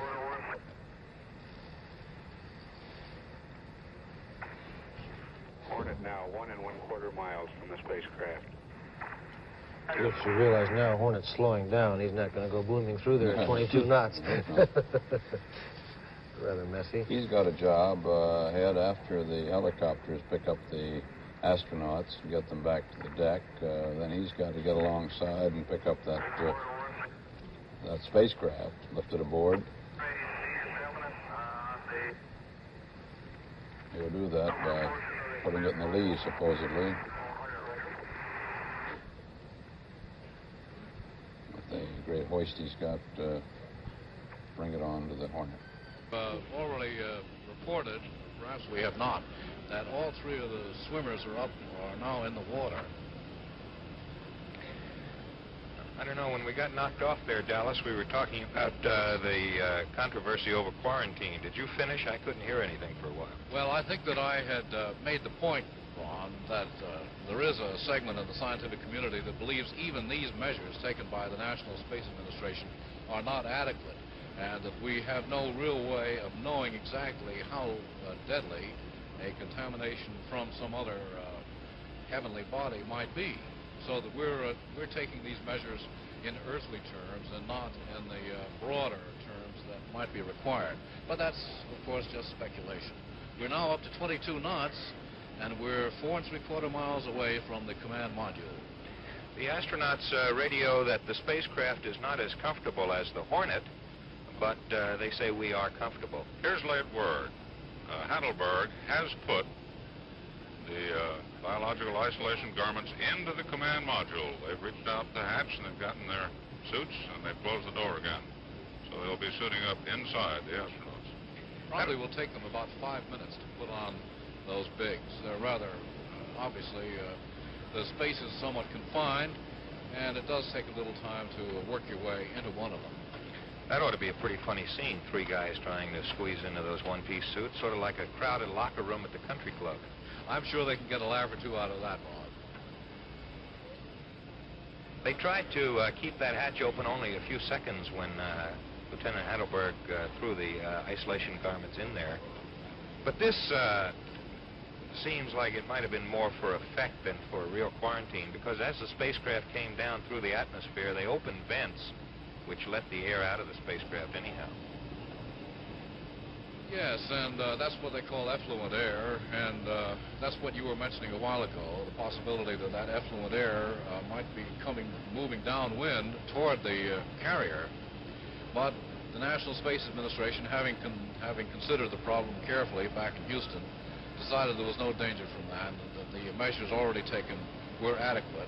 And furthermore, they said they didn't think the carrier would come close enough to the command module while the post-landing vents were open to do any real damage, and that does seem to be the case. Heidelberg is now decontaminating the module, crawling all over it and spraying while the astronauts put on their suits inside. One of the scientists connected with the quarantine procedure says that it's effective enough, even though they admit it's not 100% effective, but he says it's better than the quarantine in the infectious disease wards of good hospitals. And there's no doubt about how seriously they were going at it when they come down here to the mobile quarantine facility. That trailer-like device here on the hangar deck has been very rigorously safeguarded, and it will be even more rigorously safeguarded once the astronauts are inside. There'll be no contact at all, direct contact, physical contact, with anyone outside the MQF. And the food that is sent into them will be put in through a transfer lock on the side of the MQF. Anything that is sent out will be put into the transfer lock from inside and will be immersed in a sodium hypochlorite solution for 15 minutes before it is removed on the outside of the MQF. The MQF is further noted for its closed-loop air conditioning system, and the pressure inside is always a bit less than it is outside, so that if a leak occurred somewhere on the frame of the MQF, air would leak in instead of leaking out. Captain Cyberlick has just sent a radio message to the astronauts inside their spacecraft saying, "We are 4 miles from you and closing." Captain Cyberlick is something of an aeronautical pioneer himself. In 1952, President Truman gave him the Harmon Air Trophy for his work in developing a sonar device. He was then in lighter-than-aircraft service with the Navy, blimps, in other words. And he developed a device which you towed along behind the blimp in the water, and it detected submarines under the surface. This is a forerunner of modern-day sonar used on planes and helicopters. You know, Captain Cyberlick, 20 years ago, was commander of a blimp. That was at Lakehurst. So he knows a lot about that very exotic field, which has almost gone by the board. I think the spacecraft is growing larger in your picture. It's 3 3/4 miles away, almost dead ahead, Ken. Almost dead ahead, and you can see the helicopters hovering over it while Lieutenant Heidelberg goes through the decontamination process and the astronauts put on their isolation suits. One of the people who are worried about the possibility of contamination of the Earth point to what happens to Indian tribes when explorers come and bring diseases which in the outside world are minor, measles, for instance. But when introduced to an Indian tribe which has never known measles before, it sometimes decimates the tribe, wipes it out to the last man. You may remember that a couple of days ago when the astronauts Armstrong and Aldrin were on the moon, Aldrin reported back that the soil of the moon under his foot appeared almost moist. And if that is true, if it actually was moist, then it could easily harbor germs of some sort. As you said, Ron, Captain Cyberlick won his Harmon Trophy in blimps and in anti-submarine warfare, and that's the specialty of Helicopter Squadron 4 that's doing all the picking up today. They're equipped with the Sikorsky Sea King, the Delta model, latest in naval aviation. They're ASW, anti-submarine warfare, and they can attack with either conventional or nuclear weapons. Day-night aircraft, 24-hour capability. And this outfit has won a lot of prizes. They not only fish astronauts out of the water. 1966, they retrieved 24 downed airmen from the Gulf of Tonkin of Vietnam. You know, Keith, it's one of Commander Jones's proudest boasts that his squadron has flown almost 25,000 hours without an accident.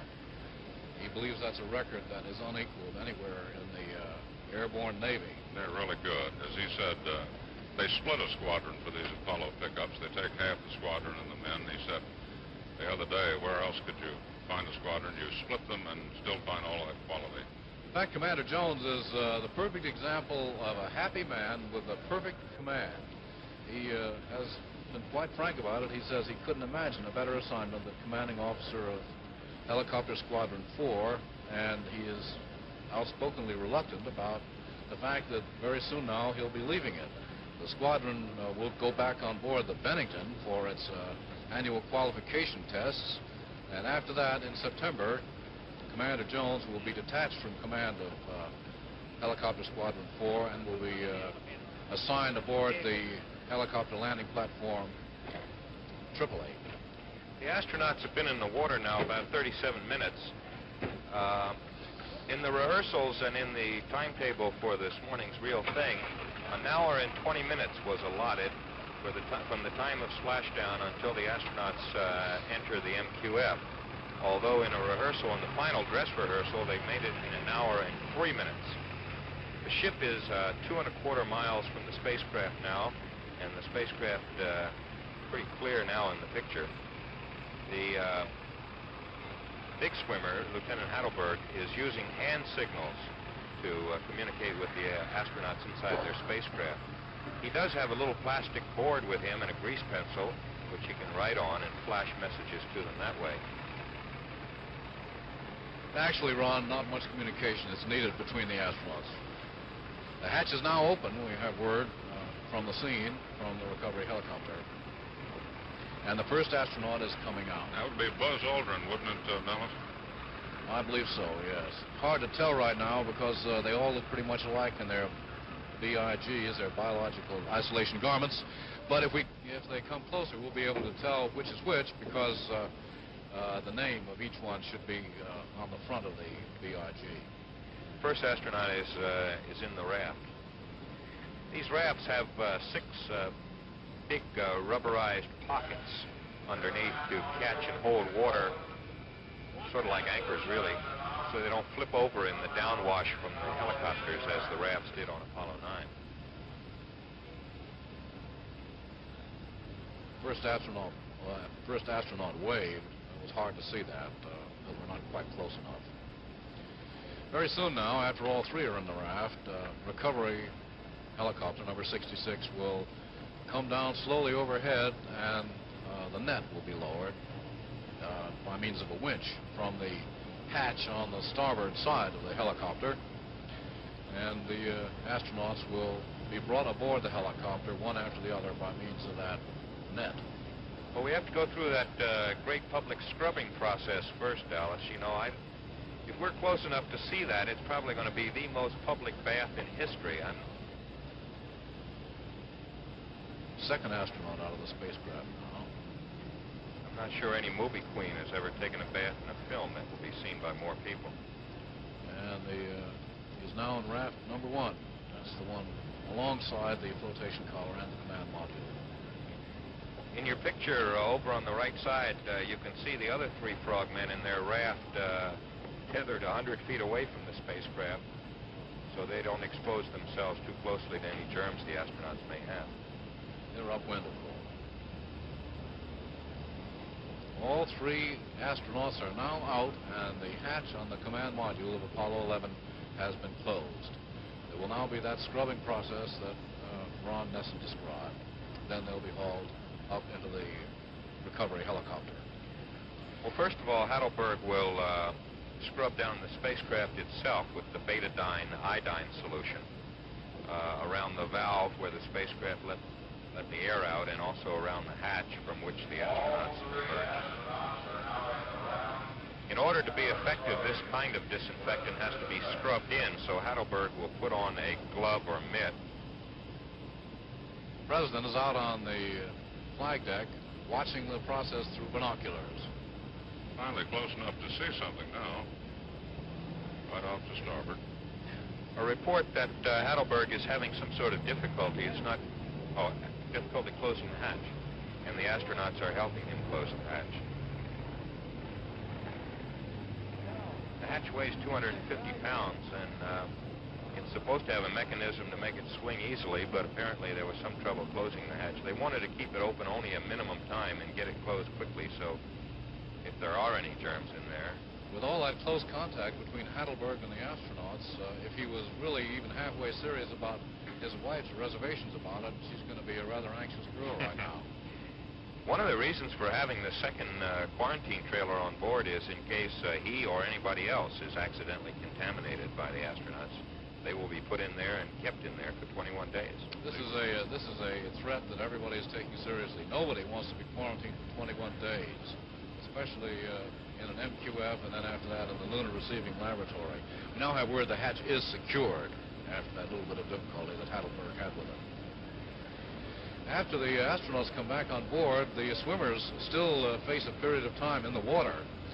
They will remain with the spacecraft, and they'll stay with it to make sure that all is well with the command module until the carrier comes up alongside, which in itself is a very ticklish and delicate maneuver. It has to be supervised very carefully by the captain on the bridge. The procedure is for the carrier to come up alongside on the port side, that is, with a carrier, with the command module floating down along the side of the carrier to starboard, so that it comes down alongside the number 3 outboard elevator, where there's a large boat and aircraft crane. The president is still out there on the flag deck, overlooking the flight deck, 2 levels above it, watching the recovery of the astronauts. He's now on the flag bridge. We have word the president is in the flag bridge, which is just inside that door from the deck. He's watching from the flag bridge. He should be seeing Heidelberg spraying the spacecraft with the betadine disinfectant, the yellowish brown stuff.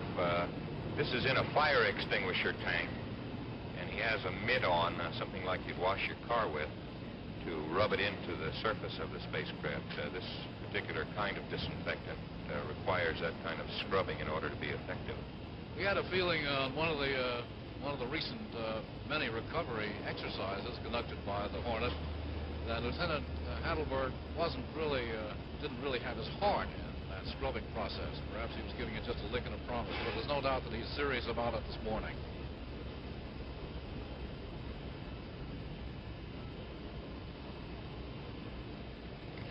This period is always a rather a period of waiting, and now especially because of the extra procedures that have to be taken against possible contamination. As many sailors as possible are up on the deck and the higher decks of the superstructure of the carrier, but many of them are still down here on the hangar deck waiting for the big moment when the astronauts will be brought back on board in the recovery helicopter, and President Nixon will then come down from the 05 level up in the island of the carrier, the superstructure, to stand alongside the MQF at that open window in the rear door and address them, expressing the thanks of the American people and undoubtedly setting this historic moment in perspective as the President sees it. Sorry, Dallas. The President was gesturing rather vigorously there. He's obviously excited about this whole moon landing. He's wagging his head there, talking. I don't know what that movement was he made. But he's obviously very excited, and the reporters who came aboard last night with the President's party reported that he is in better spirits than they have ever seen him since his inauguration. The latest now from the scene of the command module out there, just a couple of miles away, decontamination procedures have been completed, and Lieutenant Heidelberg is now in raft number 1. That means that the astronauts in raft number 2 can very shortly now expect recovery number 66 helicopter to come overhead and drop the net so that one after the other they can climb up and they can be hauled up inside. The astronauts come out and get in the boats, as we saw in the simulation film, get into the rafts with strange little rubber objects under their arms, and someone remarked during one of the test films why they look like water wings. And indeed they are, and they very much resemble color and shape the shallow end of the Happy Dale Country Club pool. But don't think for a minute that the Navy calls them water wings, Keith. The Navy has an abbreviation for everything, and the abbreviation for this one is LPU, Life Preserver Unit. Heidelberg is scrubbing the shoulders and arms of the first astronaut now with the disinfectant. During, and he will have to scrub all 3 astronauts, and then one will have to scrub him. During the cruise, they showed a film at one point of this scrubbing disinfectant process, and very close-ups of these 4 guys in a raft scrubbing each other, and somebody in the audience yelled out, "Rub-a-dub-dub, 4 men in a tub." Hello.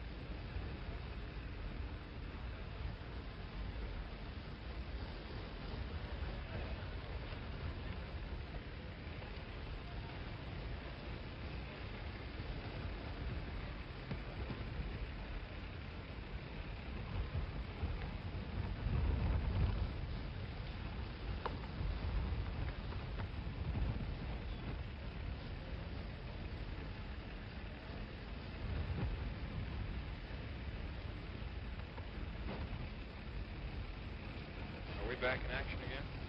Hello. Hello. This is Dallas Townsend on the hangar deck. Yeah, I think we're back in business, Dallas. Okay. This is Keith McBee reporting in from flight deck. I guess we're loud and clear.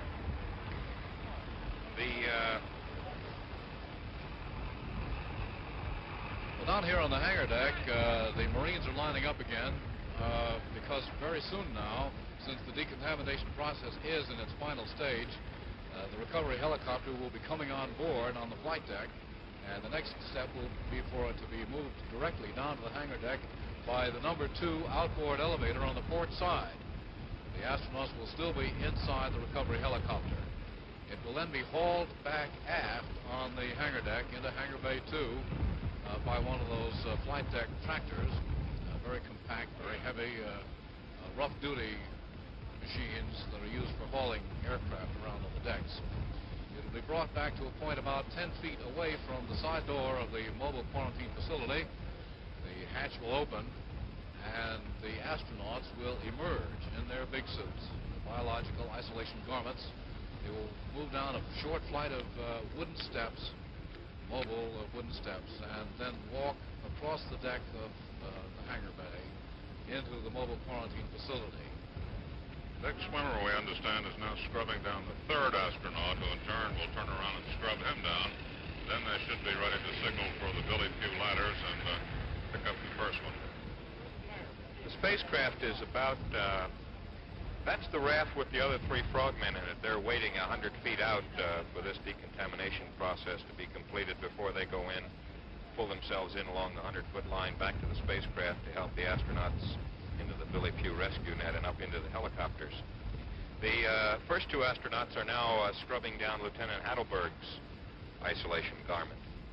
The spacecraft is about 150 to 200 yards off the left or port side of the ship, just about even with the bow of the ship, and President Nixon now looking through binoculars, and through those big Navy binoculars he should have a very close-up view of what's going on out there. I think, Ron, while we had our little blank spot, we missed an announcement over the ship's PA. It was instructed that all personnel on the flight deck remove their headgear. That's not a mark of respect, of course, Keith. That's to prevent the flight deck from being cluttered up by flying cats and other debris. You can tell him. Yeah, this could be a dangerous thing when you're landing helicopters or fixed-wing aircraft especially. A hat blowing in the wind can cause a serious accident, and on several occasions has done just that. Well, down here on the hangar deck, as I was saying a moment ago, we're waiting for the arrival of the astronauts. The Marines are standing by, the men of the Marine Corps detachment on board the Hornet. This short flight of wooden steps is standing by, ready to be moved up to the hatch on the starboard side of recovery number 66. The helicopter will bring the astronauts back on board. They will then walk down those steps into the mobile quarantine facility, and the door will be closed. Already in place is the tunnel made of semi-transparent plastic. It looks something like an accordion, rather awkward sort of device. That one end of the tunnel already is in place, affixed to the door in the side of the mobile quarantine facility. The other end of the tunnel will be fastened to the hatch of the spacecraft once the command module is brought on board. And that particular operation will soon get underway as soon as the astronauts are on board. Alice? Yes, the decontamination of Lieutenant Heidelberg himself is now complete. So what's left to do is to simply scrub and disinfect the raft itself. And as soon as that's over, helicopter number 66 will move in and begin to pick up the astronauts, while after they're lifted and on their way back to the ship, the final sort of precautions are taken, which consists of taking the raft and the disinfectant tanks, the hatch tool, Lieutenant Heidelberg's suit, and everything else that came close to the astronauts out there in the water, and sinking them. And the water here is 1,800 feet deep. 18,000 feet deep. I'm sorry, 18,000 feet deep. Yes, you know, we've been hearing about those underwater seamounts that the Hornet has been discovering in its slow progress around this part of the Pacific, large areas of which have never really been adequately charted at all. In the last few days, the Hornet has discovered 10 seamounts, one of them, 11,000 feet, and perhaps a little higher than that, rising almost straight up off the flat ocean floor, which is 18,000 feet deep. So this cruise for the recovery of Apollo 11 will have certain byproducts that will help in the knowledge of the Pacific. The discoveries made by the fathometer on board the Hornet will be duly reported to the Navy Hydrographic Office in Washington, and then will be added to the Navy charts of the area. One of those new mountains will probably be named Apollo 11, possibly the one nearest the splash area. The decontamination officer on the ship reports, that's Dr. Clarence Jernigan, reports that as far as he can tell, there were no breaks or slips in the decontamination process, and so nobody got contaminated so far. and nobody will have to go into quarantine for 21 days except the astronauts. Ron, we have word now that recovery helicopter number 66 is commencing its approach. That's the one piloted by Commander Don Jones. So Don Jones is now making his second astronaut recovery. The first was in Apollo 8 back in December. And the same helicopter also made the recovery in Apollo 10. They've taken some precautions in the helicopter itself against contamination. Commander Jones, the pilot, and his co-pilot, Lieutenant J.G. Bruce Johnson, have just put on oxygen masks and started breathing pure oxygen. So in case the astronauts bring any germs into the helicopter, they won't breathe them in. Right. And the two crewmen in the back of the helicopter, Chief Petty Officer Norvell Wood, who is operating the hover control stick, Frank Borman, who was picked up by this very same helicopter, is watching, and the very same pilot, Commander Jones, is watching as the same thing is done again. You started to talk about Chief Norvell Wood. Yes, he's the hover stick operator in the back, and the man who operates the hoist, Chief Petty Officer Stanley Robnett. They have on these big suits, isolation garments also. However, the hood is pulled back, and they have the regular flight helmets on with an oxygen mask and a filter. And again, the idea is not to breathe in any germs which the astronauts may have. Yeah. Dr. Carpentier, the astronauts' doctor on board, will be helping the astronauts into the aircraft, into the helicopter, as they're hauled up in the net. And Wood, Chief Wood, who's working, as you say, with the hover trim, will have no contact with them.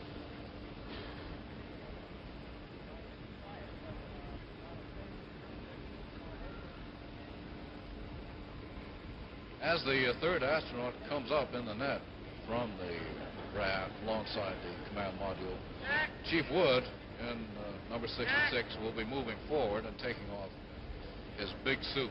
Generally speaking, the after portion of the helicopter will be reserved as far as possible for the astronauts, and the forward half for the crew. In fact, they've installed a 1-inch ridge on the deck of the aircraft to protect the forward part of the helicopter and to prevent any fluids from leaking forward of that ridge.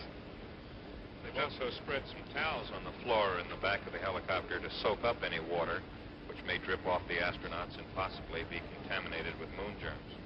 It's just a little canvas bench back there on that flight deck, and yet upon it have perched, after their space triumphs, the Borman crew, the Stafford crew, and now the Armstrong crew.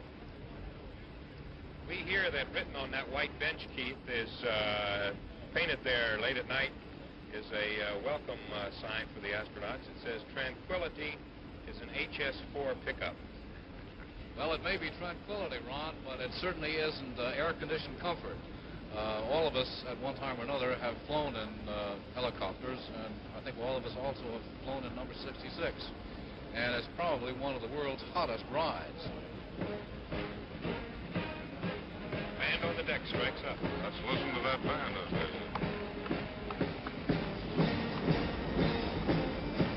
Presidents applauding as they play Columbia, the Gem of the Ocean. Columbia, of course, is that module out there. There goes the first astronaut. Up in the Billy Pugh net. Up in the Billy Pugh net.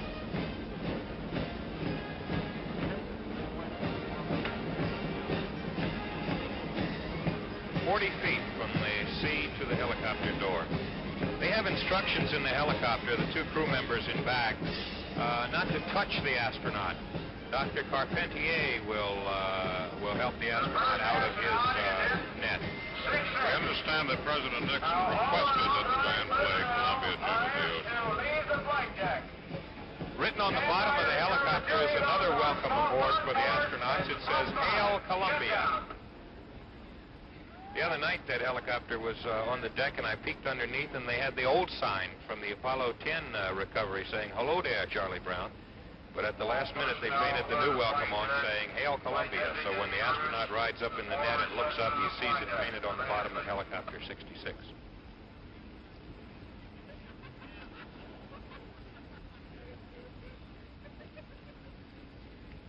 There goes the second astronaut up in the net. Down here on the helicopter,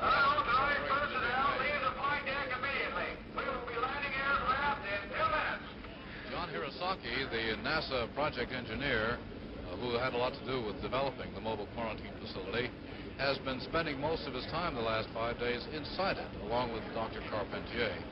And John Hirosaki is a busy man right now. He's making his very, very final preparations in these final minutes before the astronauts come on board the Hornet.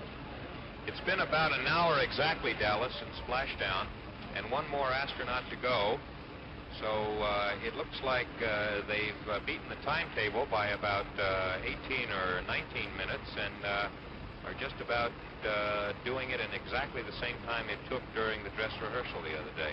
And considering that the spacecraft came down fairly far from the ship, the seas are a bit rough today, and they had to go through the decontamination process. That's a pretty good time. I'd say it's excellent time. You know, actually, Ron, I think that they didn't spend as much time on decontamination as they have in some of the simulated recoveries we've watched.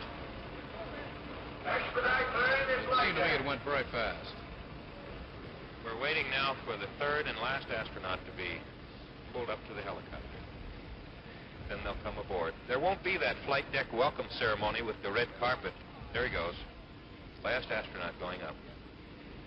There won't be the flight deck welcome ceremony because they've got to go right into quarantine. However, Ron, there will be a ceremony down here on the hangar deck. The Marines will present military honors. The Navy band will move down here from the flight deck where it is right now. The President will be appearing very soon after the astronauts finish their initial medical inspection, so that the routine flight deck ceremony, which has become so familiar over the past few years, will actually be supplanted by something a good deal more spectacular down here on the hangar deck. After all, this is the first time in history that the President of the United States has been on board the recovery carrier to greet the returning astronauts.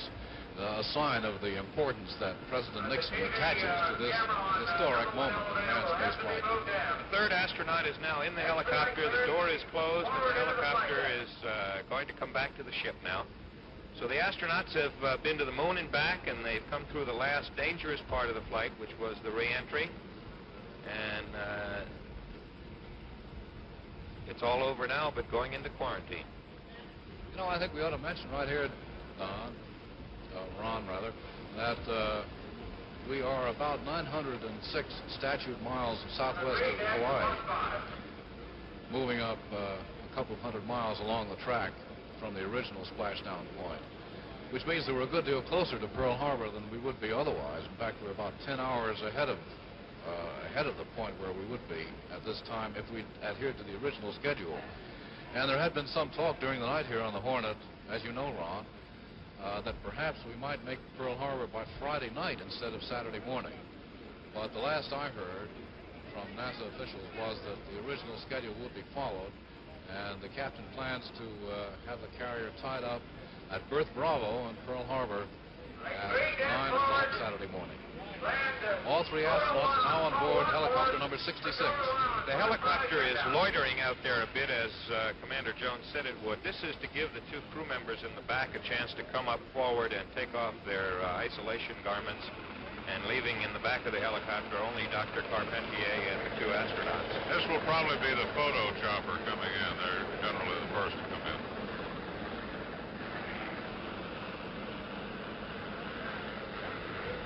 Wheel around in that wide circle, and they'll make a formation.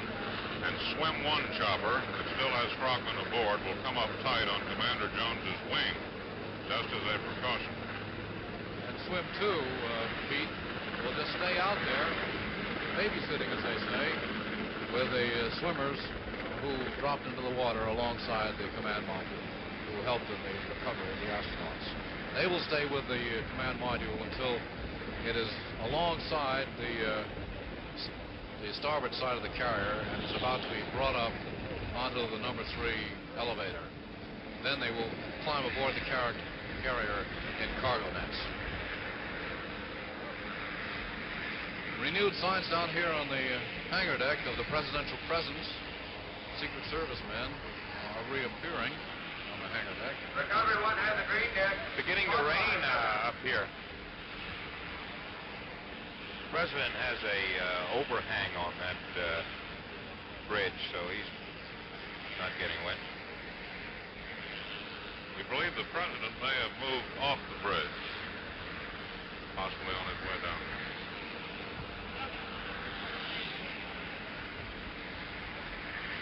It's only a very short trip. Oh, there he is. He's moved aft, and he's back to the Admiral's Bridge, just outside Flag Flood.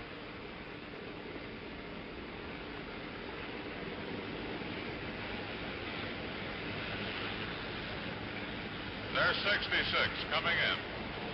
Land by elevator 2 for its descent. No baseball caps this time and no handshakes. These astronauts headed for weeks of isolation.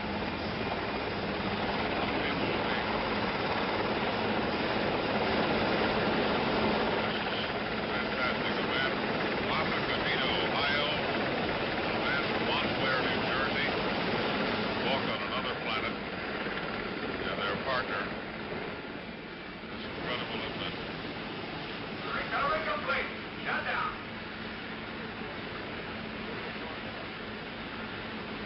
Like the crew. Off. Anything else? Try and get a look in that back window. No applause. The band is silent.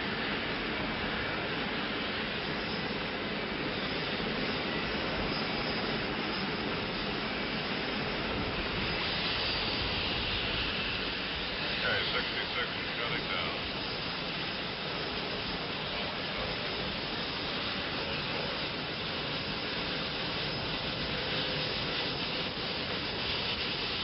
See the pilots. And the with their 100% oxygen masks on, that's their reflection. Pretty much isolated themselves from the astronauts back, however. Two crewmen, as Dallas said, are wearing protective gear.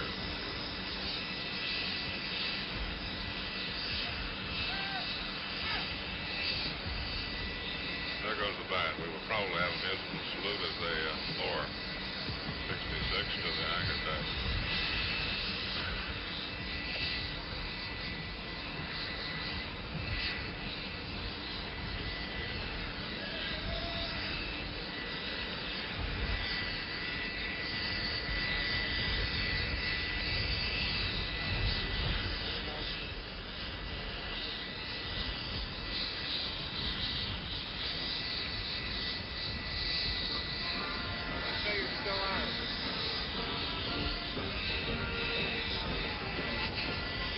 Well, you can't say the Navy isn't ecumenical. They're playing the Air Force song. Of course, Commander Neil Armstrong is a civilian, but he once was a Navy man. However, you do have the other two members of the crew, Air Force men, Buzz Aldrin, full colonel, Mike Collins, lieutenant colonel, both graduates not of the Air Force Academy, but the United States Military Academy at West Point. Keith, I don't know if you noticed, but almost as soon as the helicopter landed, the chief ran out and stuck a third symbol of a spacecraft on the nose. Oh, we got 3 decals now, yeah. And also they radioed from the helicopter to the bridge. Now it's Hornet +3. That's the motto of this trip, and you see buttons all over the ship. In other words, all the men who went out with the Hornet are coming back +3 more, the 3 astronauts. Old number 66. It's got Apollo decal for Apollo 8, Apollo 10, now Apollo 11. I know the helicopter can make that statement. That was Chief Bradley, the line chief of Helicopter Squadron 4, who ran out and put that other spacecraft symbol on, and also a sign saying Hornet +3.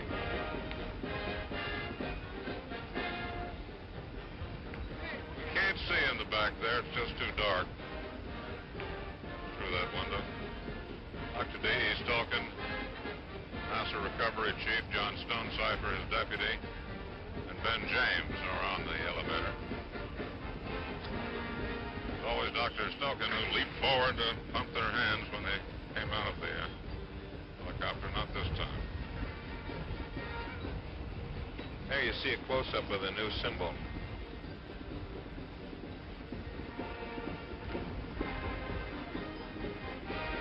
Apollo 8, Apollo 10, and Apollo 11. President Nixon seems genuinely moved by this moment.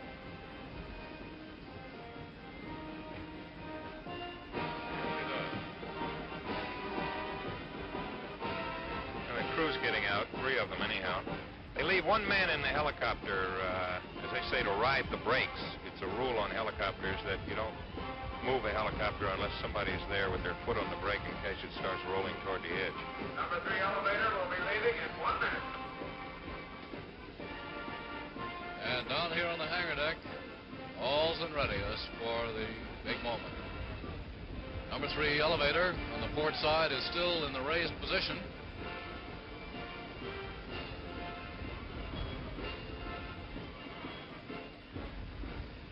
No, it's down now. Down now.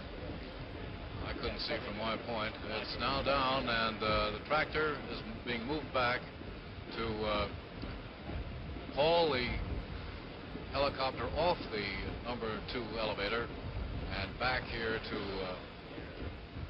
its position alongside the mobile quarantine facility. Band still playing joyously up on the flight deck. President Nixon is still on the flag bridge. We expect he'll be coming down soon. Here comes the number 66 being hauled inboard from number 2 elevator very slowly by the tractor. The procedure is for the tractor to pull it straight across the ships, and it will then be backed by the tractor. So it's being pulled now with the nose forward in order to move it around in the correct position. There it goes. Now the tail of number 66 is pointing aft along the hangar deck.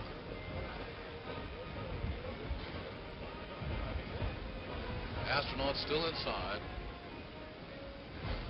They're folding the tail back. This is a standard procedure when the helicopter is being... Dallas, the president, we believe, has left the flag bridge. At least he's not out there leaning over any longer. Right. And the gaggle of photographers seems to be following inside. It's possible that the president's schedule at this point may indicate some little departure from what had been projected originally. We've been speculating all along that the president wouldn't just stay up there on the flag bridge all this while, and he may move somewhere else in the ship. But he's not expected down here again for about 40 minutes. That will give Dr. Carpentier, the astronaut's physician, time to perform some initial medical tests on the astronauts. But there's no doubt that they're in good condition on the basis of what we've heard already.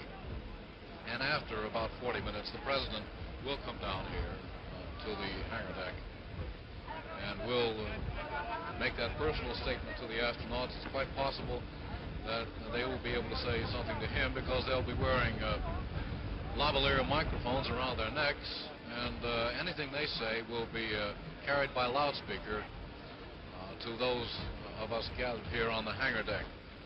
Large numbers of sailors behind the lines standing there waiting to watch this historic moment, the first appearance of the astronauts before anybody but the swimmers and the crew of number 66 helicopter.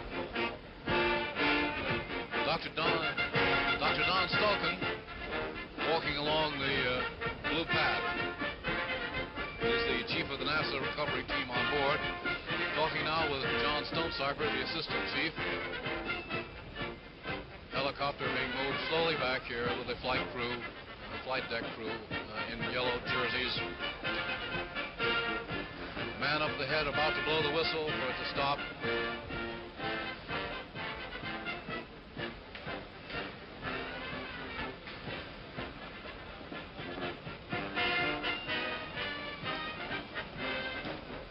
The hatch is just about in position. A few more feet. There it goes. That's it. Dr. Stulkin, Dr. Stonecipher personally moved the flight of wooden steps up to the hatch on the starboard side of the helicopter.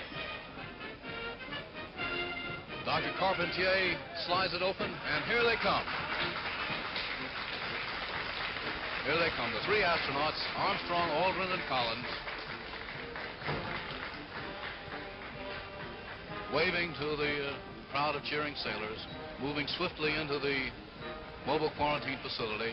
Dr. Carpentier following and closing the door. And the door closes. The astronauts are on board. They're in the mobile quarantine facility. The curtains have been drawn. All of them in fine shape, good condition, waving and smiling. You could see them smiling through their masks. Obviously overjoyed, jubilant to be back on board at the end of their historic mission, which saw Armstrong and Aldrin become the first men in history to set foot on the moon. The tunnel is already in place, affixed to the door in the side of the mobile quarantine facility. And when the command module is brought back on board, it will be affixed to the other end of the tunnel. And John Hirosaki, the NASA project engineer inside the mobile quarantine facility, will then be able to go through the tunnel and go back into the command module and remove the lunar samples. Already, the steps, the wooden steps, which they used coming down from the helicopter, are being sprayed with glutaraldehyde, a decontaminant solution.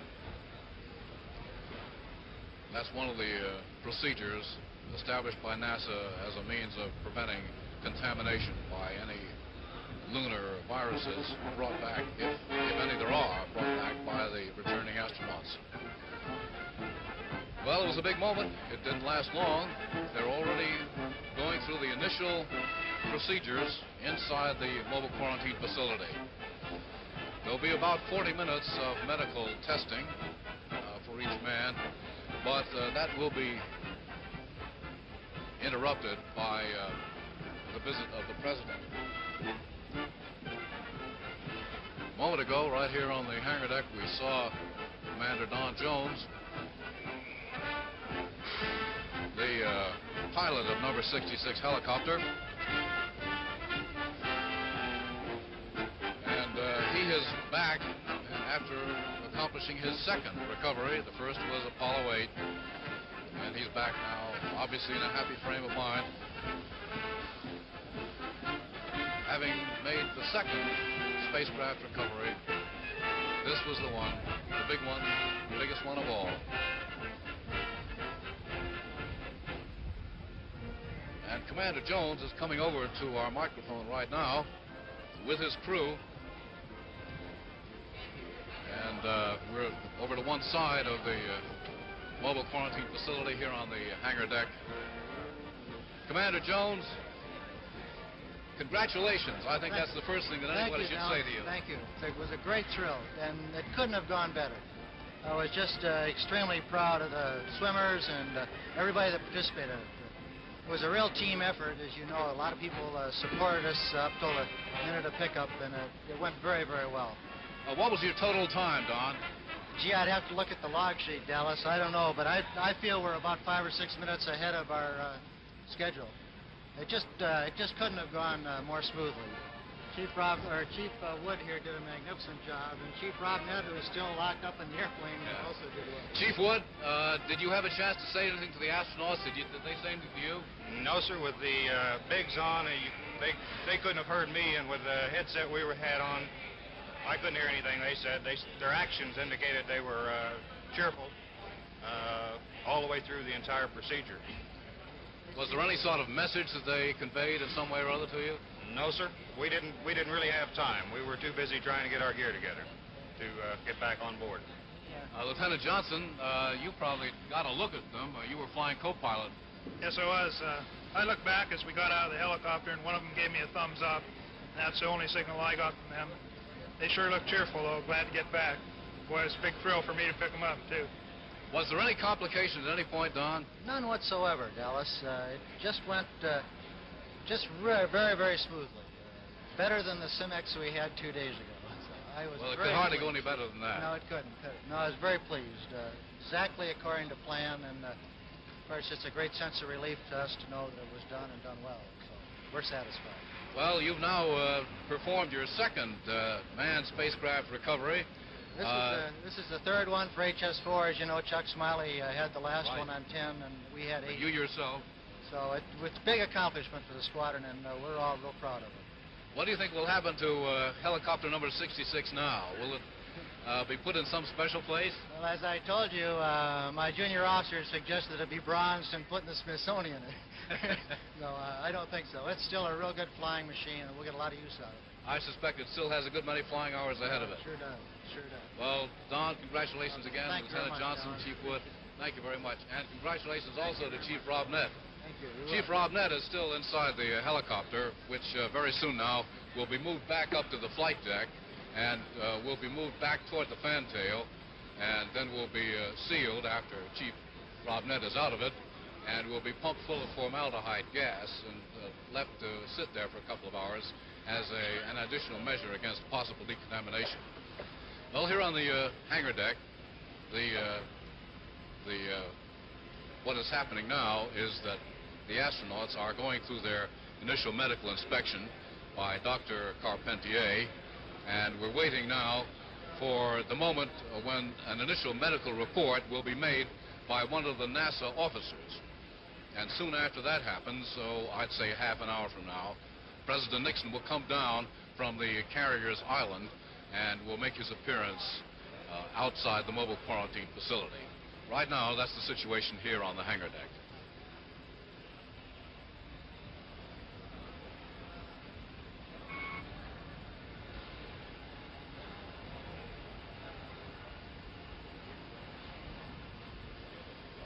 Hornet +3. The slogan of this carrier throughout the Apollo 11 cruise, the slogan has now been fulfilled. The Hornet has fulfilled its mission, and it has picked up 3 additional men. So it's Hornet +3. Airborne as of Saturday morning when the Hornet unloads it at Honolulu, and it's then put aboard a transport plane to be flown to Houston. The wardroom quite comfortable, a table down the middle of it, and there's 6 seats around it, 3 on each side. Then as you go on down through the trailer, that's on this end of the trailer, that's what they entered through that door into the wardroom. They had to kind of inch by the table to get on into the dressing facilities. And then on that wall is the vast control panel, and it's an immense thing. It looks like an aircraft cockpit itself practically, because it has to constantly monitor the environment in the space, in the trailer. They've got to keep the air flowing in there, of course. It's got to monitor all of the outlets and the intakes. It's got to monitor all of the communications facilities. It's got to monitor all of the electrical flow to be sure that there are no fires, of course, in this closed environment in there. And then through that next door is the kitchen, or the galley of this little trailer. That has a special facility of the pass-through door, which they will pass food through to them.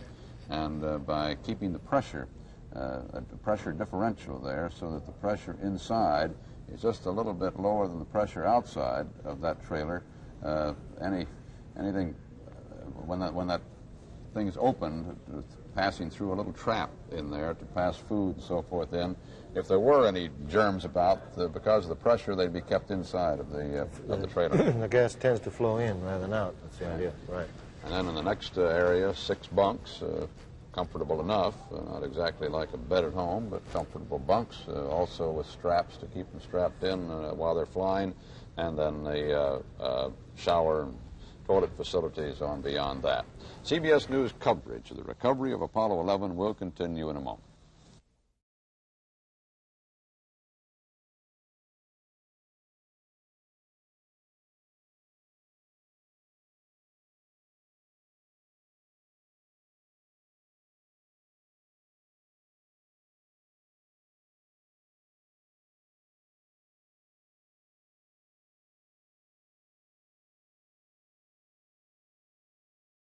And few things are more conducive to life than warm seawater. The astronauts of Apollo 11, having left their footprints on the moon, have now returned to Earth safely. Fireworks have been set off at the Aldrin home outside the Manned Space Center there, south of Houston. Bedlam has broken out in San Francisco, where Mayor Alioto had asked that all the city's noisemakers of whatever size, shape, or form be used, and apparently they have been in San Francisco. Church bells are ringing through New England in the old traditional manner of celebration in the colonial states. We've been seeing the beginning of the quarantine procedures instituted for this flight to protect us from any harmful life that could possibly have come back from the moon, and to protect any tiny piece of life that might exist from being destroyed by our contamination. David Shoemaker has a report now on this quarantine procedure from the beginning of Splashdown and the controversy that surrounds them. It is at this point in past missions that bands started playing, the astronauts shook hands with the recovery crew and made little speeches. This time, they'll be treated like they had the plague. For, though the odds are extremely small, there's a chance they may. To guard against the possibility they've brought back some microorganism that could contaminate the Earth's atmosphere, the astronauts and frogmen have spent a good deal of time practicing recovery procedures. The first preventive steps are taken even before splashdown, as the astronauts seal the suits they wore on the moon in plastic bags and vacuum clean themselves. Special filters in the oxygen system should remove any bacteria which have found their way inside the astronauts' lungs. Once on the water, Armstrong, Collins, and Aldrin will put on special overalls and masks before getting out of their spacecraft. The outfits are formally called BIGs, for biological isolation garments. Then, the spacecraft is sealed, and it and the astronauts are sprayed with betadine, an antiseptic commonly used by surgeons to kill bacteria. It's also an ingredient of some hair shampoos and mouthwashes. It is the early part of the recovery procedure that is most often criticized. Although the contamination danger is small, some scientists think the astronauts should remain in their spacecraft and be transferred directly to a quarantine facility. If there is such a thing as lunar bacteria, it could escape into the sea when the hatch is open, and few things are more conducive to life than warm seawater. However, Dr. David Sensor of the Public Health Service, the chairman of the committee appointed to ensure that quarantine procedures are adequate, says there's no other choice. It would be impossible to keep the capsule sealed at the present time because there would not be sufficient oxygen aboard for the men to exist on. The buildup of heat in this closed environment would be such that it would rapidly become unbearable. It is not possible to pick the capsule up out of the water because there is a strong likelihood that it would rupture the capsule in picking it up, that the bottom of it apparently is so heavy that if you pick it up from the top, it would split apart. This would not only be dangerous, but if we are concerned about contamination, this would all of a sudden present everything within the capsule to the sea and the environment.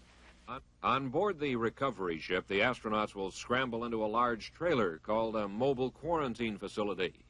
This will be their home for the next several days, as by ship and plane and truck, they are returned to the Manned Spacecraft Center in Houston.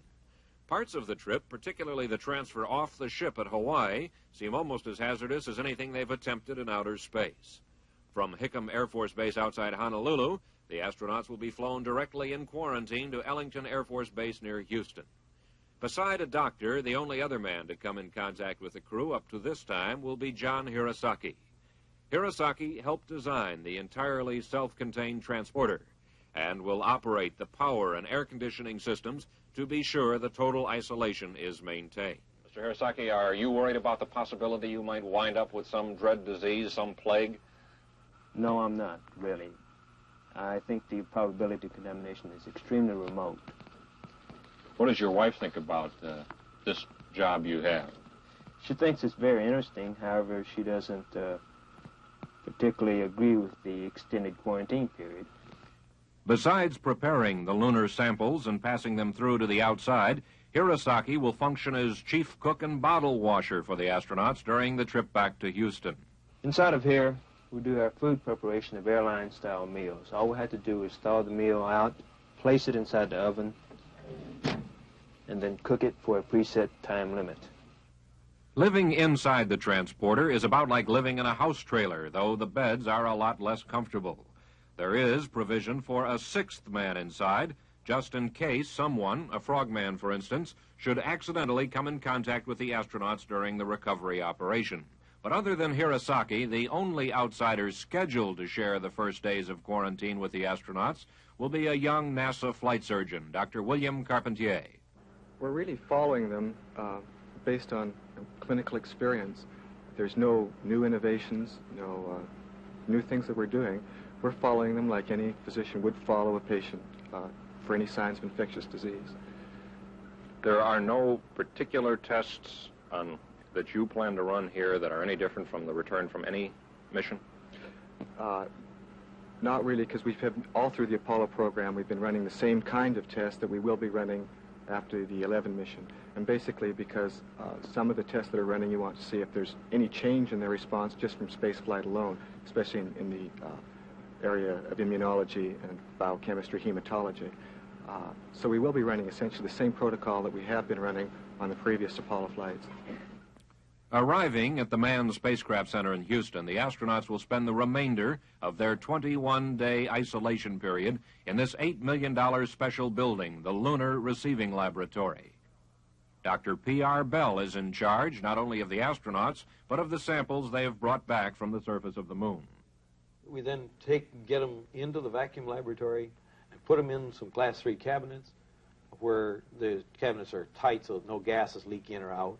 And then these outside wrappers, which are put on to protect them, are stripped off, and all the terrestrial organisms that came from the astronauts and went on are sterilized off the outside of these boxes with things that are guaranteed to kill terrestrial spores and microorganisms. And then these boxes are washed and dried and then taken into the vacuum system and opened, and the samples are taken out and looked at. We photograph them. We chip little chips off of some of the pieces, most of the representative pieces, to send down for the biological quarantine testing, and then we photograph where the chip came off and the chips themselves, and we take some small chips for physical chemical testing to tell roughly what kind of materials, roughly what the chemical composition is, and a number of these things. But generally, most of the samples remain in the vacuum system, then sealed up in cans, vacuum-tight cans, waiting for the time when the quarantine tests are finished and we know they're safe to be distributed to other principal investigators. For every question we answer, 1,000 will grow in its place as a result of these measurements. But we do hope we'll get some of the basic questions answered. For sure, whether the moon was once melted. For sure, how long these rocks sat on the surface of the moon. That we can expect to get.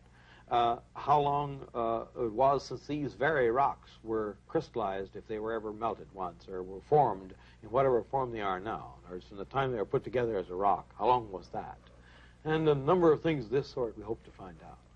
The astronauts, meanwhile, will be serving out their time in this living area while doctors watch for any signs of lunar illness.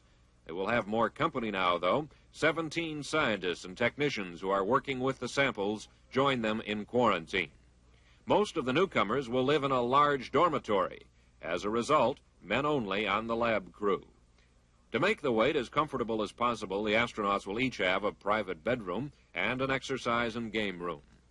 An isolation period of 21 days was selected only because that's the normal incubation period for contagious diseases on Earth. It is assumed that if lunar diseases do exist, they will behave about the same. And that is only one of the assumptions that bother critics of the quarantine procedure, men like biologist Martin Alexander. To protect ourselves, even accepting the remote likelihood that there is life on the moon, to protect ourselves, we should have a far more rigorous program, one which would undoubtedly cost more money, but I might point out that the entire Apollo program cost $24 billion, only a small sum of which has been devoted to the lunar quarantine. I would say that one ought to accept that there is a finite probability for life being on the moon and have a very good quarantine program, or assume that there is indeed no life on the moon and have no program at all. Most scientists are convinced that mankind will survive this trip to the moon, though more because they're convinced there is no life on the moon than they are reassured by the quarantine procedure. If there is real value in the lunar receiving laboratory, other than as a security blanket for those of us who tend to worry, it is as a training ground for the future, when man returns from planets where the danger is much more real. David Shoemaker, CBS News, Manned Spacecraft Center, Houston. The astronauts undergoing physical examination now, safely back from the moon in their mobile quarantine facility aboard the aircraft carrier Hornet, 950 miles southwest of Hawaii, and now turning around very shortly to pick up the command module and then to steam toward Honolulu, where they will disembark the mobile quarantine facility with its precious cargo of astronauts on Saturday morning around 9 to 10 a.m. for them to fly on to Houston. The men in the mobile quarantine facility are expecting a visit outside of the glass through intercom with the President of the United States, Mr. Nixon, in about 15 minutes. We'll be back with more on the recovery of Apollo 11 in a moment. As the astronauts wait in their mobile quarantine facility, as they have physical examinations and wait for President Nixon to come down to that deck to talk to them through the glass, there's some pretty good news for the people in Houston who are anxious to see and cheer the astronauts. They're going to arrive down there, it now appears, between 4 and 8 p.m. on Saturday instead of in the early hours of Sunday morning. The whole schedule is moved up 6 to 10 hours, they say now, partly because the landing area was moved some 250 miles overnight. That saves considerable steaming by about that amount, 6 to 10 hours, by the aircraft carrier Hornet on its way back to Honolulu. And so the astronauts should be getting home at that early hour Saturday. Home to them, however, is still the quarantine facility David Shoemaker was telling you about a moment ago until at least August 11th. Bruce Morton is at the Manned Spacecraft Center with Dr. Wilmot Hess, the Manned Space Center's Director of Science and Applications, and they'll tell us what will happen to the moon rocks now and what they hope to learn from them. Gentlemen? Walter, the rocks get here a little more quickly than the astronauts do. They're expected, I guess it's tomorrow, isn't it, Dr. Hess? But Dr. Hess did bring some earthly samples of the kind of rocks the astronauts think they found, and maybe you could tell us what will happen to them and what you think we may learn, Doctor. Fine. First, let me describe one of these, which might, in fact, be somewhat similar to one of the ones that the astronauts bring back. This is a vesiculated basalt. Now, what that means is it's a rock which is made as the result of an igneous process, a lava-like rock, with little holes in it, little vesicles. And those vesicles are where air or some gas was formed and popped or made a little bubble inside, and you're seeing the results of those bubbles. So the astronauts did describe vesiculated materials, rocks with little holes like this in them, which would seem to indicate an igneous rock rather like this. They also described phenocrysts. Now these are simply larger crystals embedded in some ordinary rock, and this rock happens to have them. These white crystals here are a kind of feldspar, which you would call phenocrysts. So this, in fact, might be something like the rocks that the astronauts have brought home. And interestingly enough, this comes from the craters of the moon in Idaho. You've got a little sparkly one there, and I remember some talk about rocks on the moon that sparkled. Yes, this is a biotite. The astronauts also talked about biotite, and this is a kind of mica. I think you can see that it's shiny. It reflects light. And probably that was the characteristic of the material that they were referring to. And I think that it might, in fact, be something other than biotite. Any one of a number of shiny materials might be the things that they saw. But this is a possibility in the lunar material. Doctor, is this first sample going to settle any of the arguments about the origins of the moon, volcanoes versus impact, that kind of thing, or will everybody still be arguing? There'll be lots of arguments. There'll also be some answers, I think. Now, one of the answers that I would expect would be the nature of the mare, the surface that they landed on. Is it, in fact, like this rock? Is it a volcanic rock? And if it is, that says that that area at least was hot. Now, that doesn't say that the whole moon necessarily was hot, but that this area was, and it might have been hot as a result of the impact of a large meteorite nearby, but that at least this was formed as a result of an igneous process. Now, also, we expect to learn the age of the area, the surface where the astronauts landed, by radio logic clocks. These rocks get here tomorrow. How long is it likely to be before some of these answers begin coming out of the Lunar Receiving Laboratory? Well, they'll come out in bits and pieces. We'll have the boxes open Saturday or Sunday, and that inside the vacuum chamber inside the lunar lab, we hope. And shortly after that, we'll have rocks up at a viewer's port on the top of that vacuum chamber where scientists can look. And then we have about a month where we go through a whole series of tests trying to understand their chemistry, mineralogy, gas content, radiological. And then you'll be sending them out to these other investigators scattered all over. Right. At the end of quarantine, when we finish the biological testing, and assuming that we've passed that completely, then the rocks are okay to distribute to the 140 scientists around the world who are supposed to get them. So that really it'll be a period of months in which this fact and that fact will be coming back about this first sample. Yes, correct. Walter? This is Walter Cronkite in New York. Aren't you already pretty far ahead of the game with that seismometer reading from the moon last night indicating moonquake activity? Just great. That's one of the real pluses on this thing, the seismometer. We've been trying since Ranger 1 to get a seismometer on the moon. We've got one, and it in fact has worked, and we've got one event and maybe a couple others that are real events that have occurred on the surface of the moon. And this is a very substantial step forward in our understanding of the process.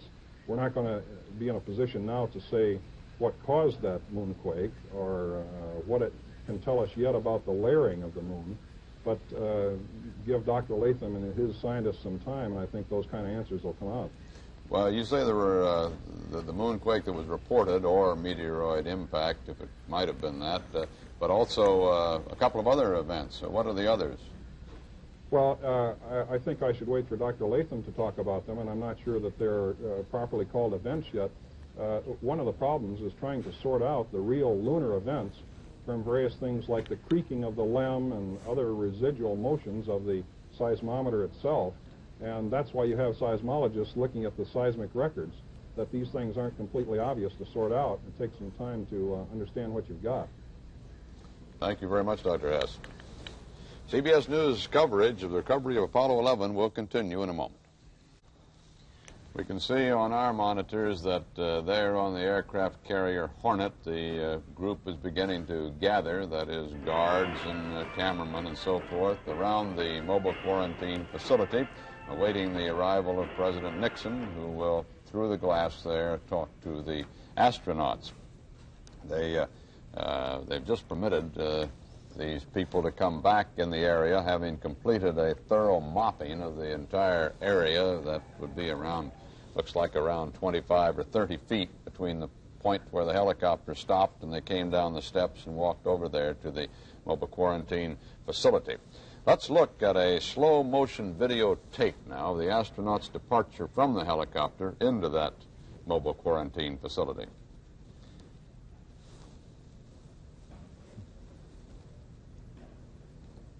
Now, Wally, you know these fellows very well. I'm sure you can tell me which one is which. The one up front is one of the three. It's one of the three, yeah. The second one is the second one another of the three. Yeah.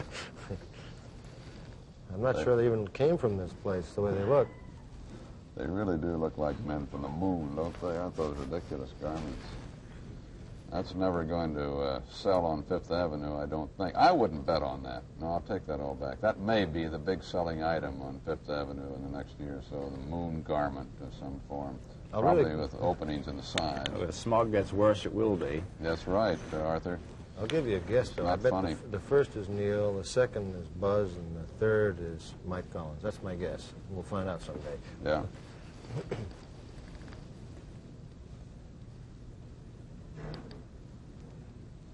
We haven't been told even as to what order they send it into the helicopter. It really doesn't make that much difference. We didn't have a close-up on them, and as near as we could tell, the ascent to the helicopter was entirely without incident. That's George Miller back there, clapping away like mad. He's pretty happy. Yeah. Deputy Director of the program. These suits look like a little like those from Rocket Ship XM, don't they, aren't they? Or even earlier science fiction movies, I think. Yeah. Grade B. Big waves from the fellows. Yeah. This whole walk in real time took about, I wouldn't say it took over 15 seconds. It was very fast. Those were their instructions to move right along. They're on the moon now, don't they, the way they're walking? But in real time, when we didn't have even a chance to comment on it, they were remarkably stable for having been in flight for over 8 days and, in effect, weightless for that time, except, as you pointed out earlier when I said that, they had Armstrong and Aldrin had endured 1/6 weightlessness, or 1/6 gravity on the moon during their 20-hour stay. And man has completed the mission of Apollo 11, which solely was to put man on the moon and return him safely. He has now returned safely on board the aircraft carrier Hornet, as you just saw there in that slow-motion replay, and they're in that mobile quarantine facility awaiting President Nixon's arrival below there on that hangar deck. We have word that President Nikolai Podgorny, the President of the Soviet Union, has messaged congratulations to President Nixon on the successful completion of the mission. The Russian news agency says that Podgorny's message said, also, please convey our congratulations and best wishes to the courageous space pilots Neil Armstrong, Edwin Aldrin, and Michael Collins.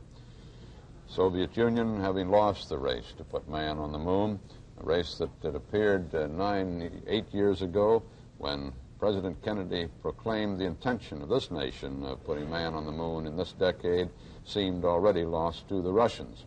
They had a wide lead at first.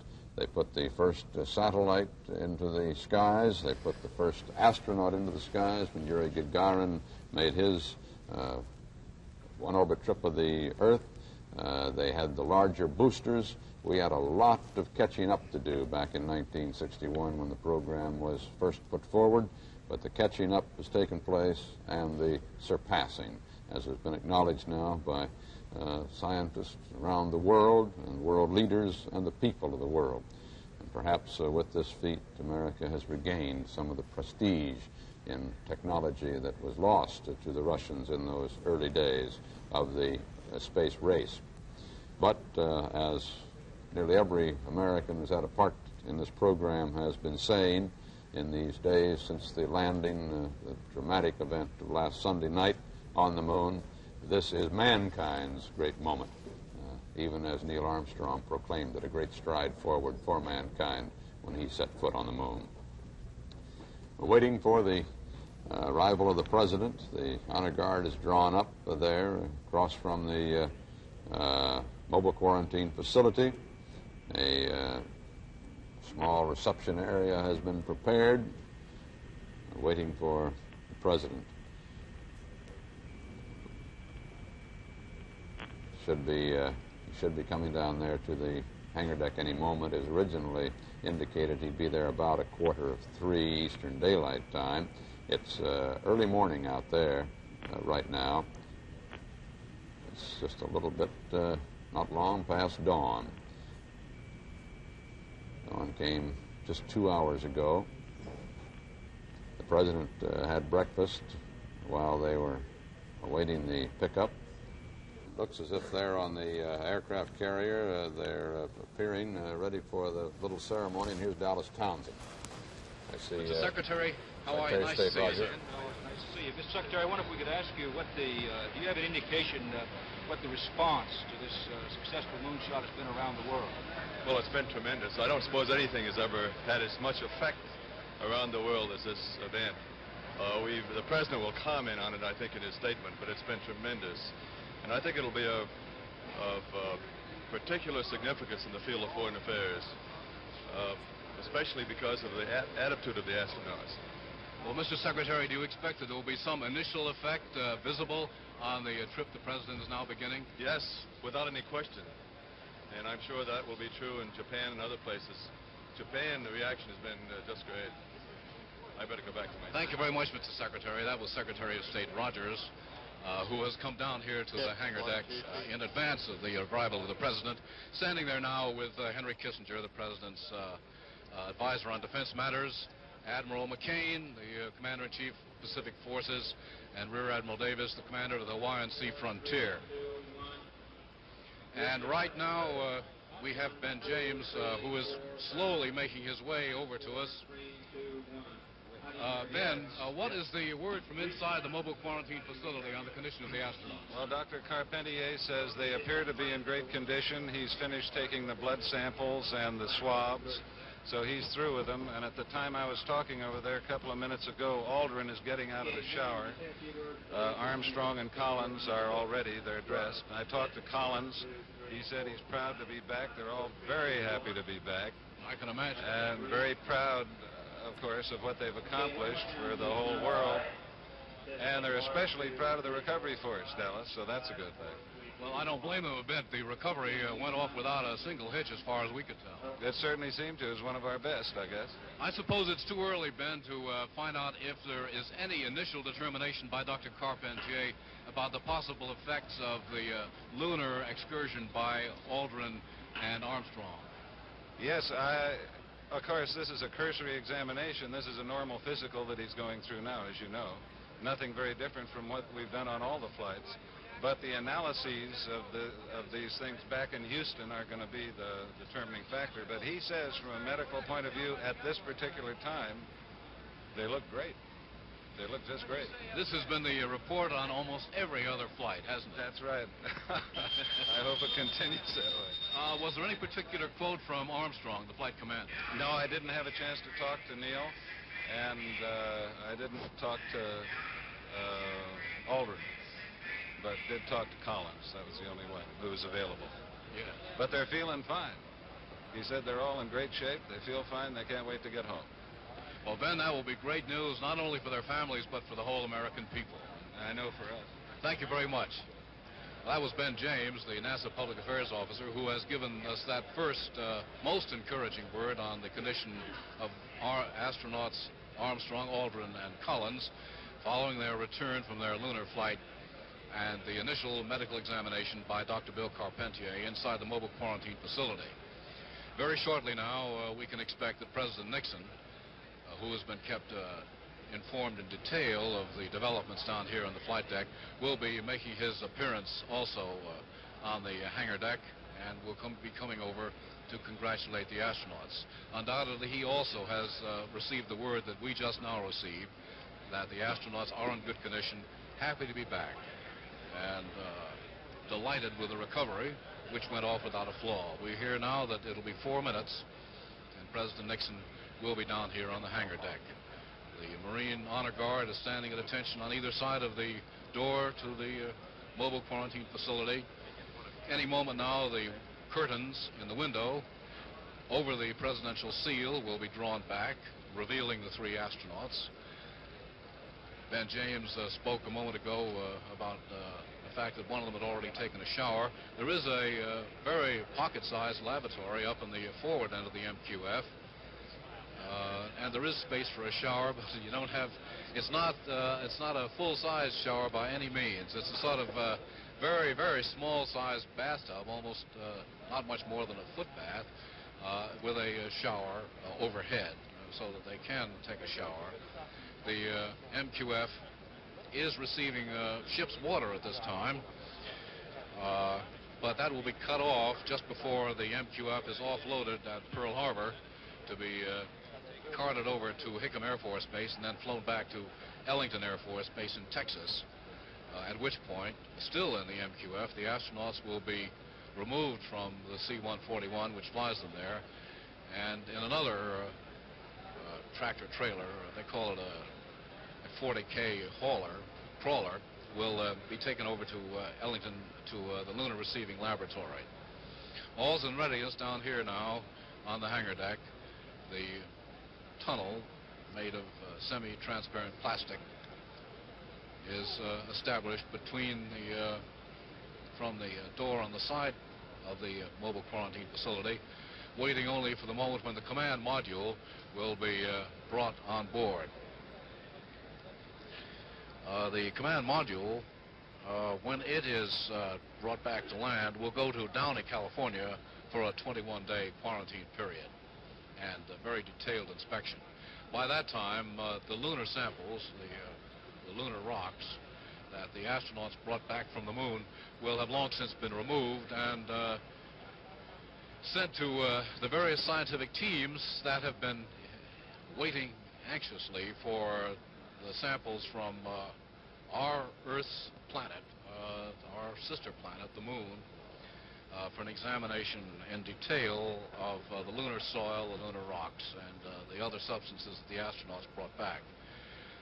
Also removed from the command module while it's on board the Hornet will be some of the astronauts' personal effects and a few other bits of material. They will be taken out by John Hirosaki, the NASA project engineer, and also by the astronauts.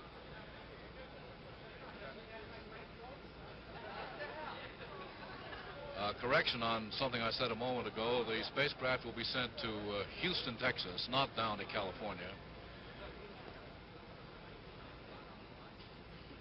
Now, at this moment, down here, the dignitaries who are on board with the presidential party are gathering. There's, of course, first of all, Secretary of State Rogers, who is carrying one of the Hornets' baseball caps.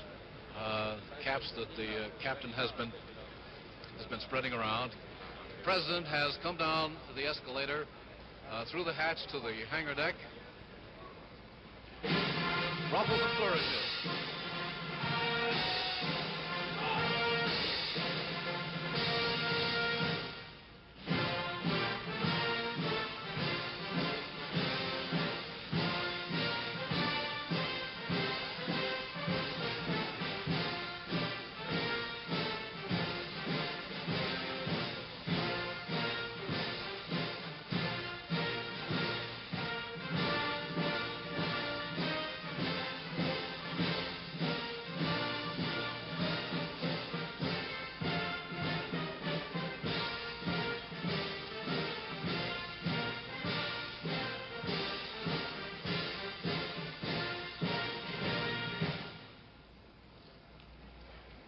Nixon waving to the astronauts. The curtains have been drawn. And there they are in the rear window.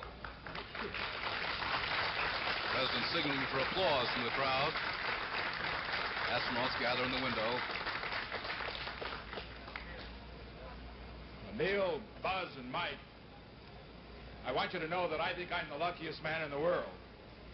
And I say this not only because I have the honor to be President of the United States, but particularly because I have the privilege of speaking for so many and welcoming you back to Earth. I can tell you about all the messages we've received in Washington. Over 100 foreign governments, emperors and presidents and prime ministers and kings have sent the most warm messages that we've ever received. They represent over 2 billion people on this earth, all of them who have had the opportunity through television to see what you have done. And then I also bring you messages from members of the Cabinet and members of the Senate and members of the House and the Space Agency, from the streets of San Francisco, where people stopped me a few days ago, and you all love that city, I know, as I do. But most important, I had a telephone call yesterday. The toll wasn't, incidentally, as great as the one I made to you fellows on the moon. I made that collect, incidentally, in case you didn't know. But I called in my view, three of the greatest ladies and most courageous ladies in the whole world today, your wives. And from Jan and Joan and Pat, I bring their love and their congratulations. We think it's just wonderful that they could have participated, at least through television, in this return. We're only sorry they couldn't be here. And also, I've got to let you in a little secret. I made a date with them. I invited him to dinner on the 13th of August, right after you come out of quarantine. It will be a state dinner held in Los Angeles. The governors of all the 50 states will be there, the ambassadors, others from around the world and in America. And they told me that you would come too. And all I want to know, will you come? We want to honor you then. We'll do anything you say, Mr. President. Anytime.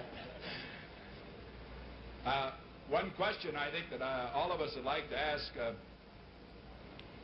as we saw you bouncing around in that boat out there, I wonder if that wasn't the hardest part of the journey. Was that the only, did any of you get seasick? No, we didn't, and it was one of the harder parts, but it was one of the most pleasant, we can assure you. Yeah. Well, I just know that you can sense what we all sense when you get back now. Incidentally, have you been able to follow some of the things that happened when you've gone? Did you know about the All-Star game? Yes, sir. The capsule communicators have been giving us daily news reports. Yeah. Were you American League or National League? I'm a National League man. I'm nonpartisan, sir. Yeah, that's right. There's the politician in the group, right. We're sorry you missed that game. Yes. Well, oh, you knew that too? You really? Yeah, we heard that... yeah, the rain. The rain. Right. Well, we haven't learned to control the weather yet, but that's something we can look forward to as tomorrow's challenge. Right. Well, I can only summarize it because I don't want to hold you now. You have so much more to do. And, gee, you look great. You feel as good as you look. We feel great. Feel just perfect, Mr. President. Yeah. Are you? I understand Frank Borman says you're a little younger by reason of having going into space. Is that right? Do you feel that way, a little younger? We're a lot younger than Frank Borman's. There he is over there. Come on over, Frank, so they can see you. And you going to take that lying down? It looks like he has aged in the last couple of weeks. Come on, Frank. Mr. President, the one thing I wanted, you know, we have a poet in Mike Collins, and he really gave me a hard time for describing the words fantastic and beautiful. And I counted them. In 3 minutes up there, you used 4 fantastics and 2 beautifuls.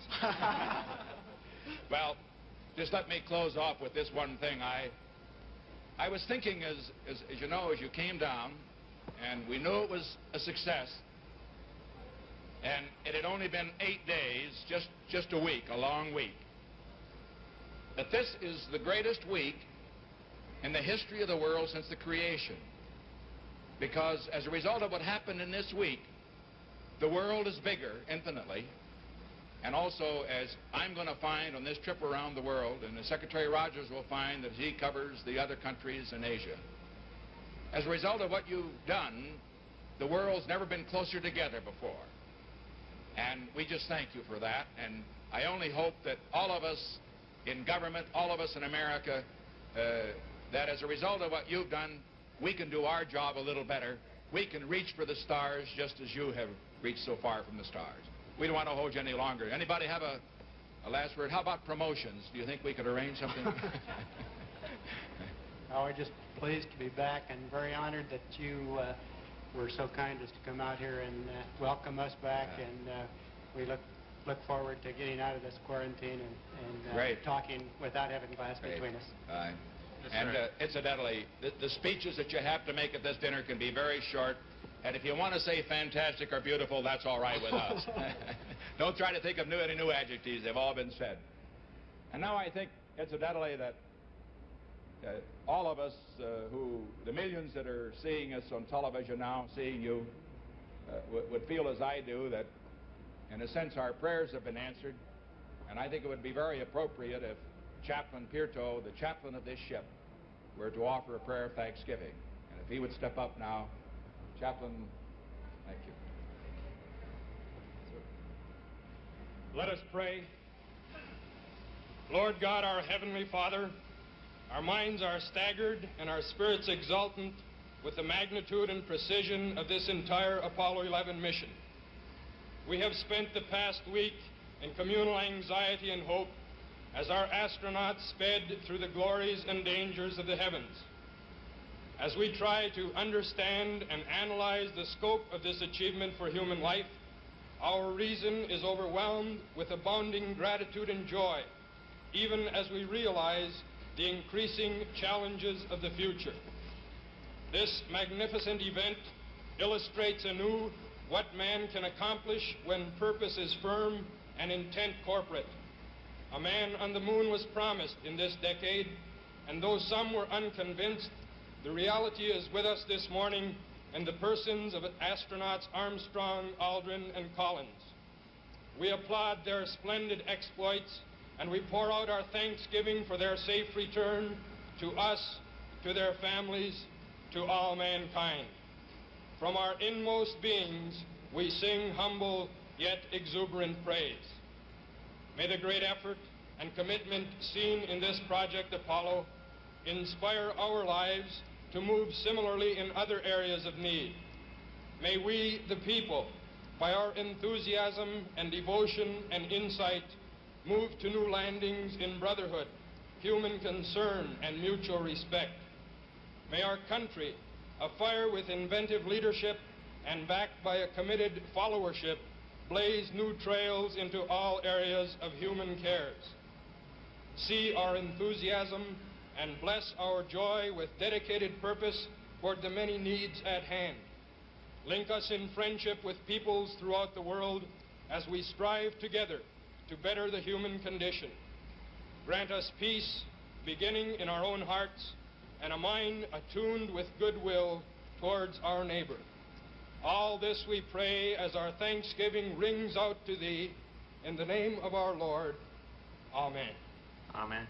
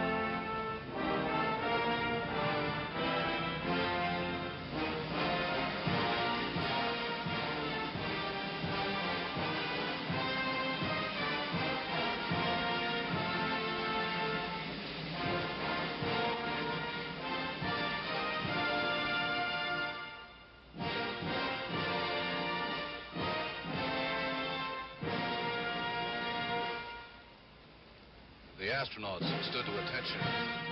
Savannah. Now ruffles and flourishes, and again, hail to the chief.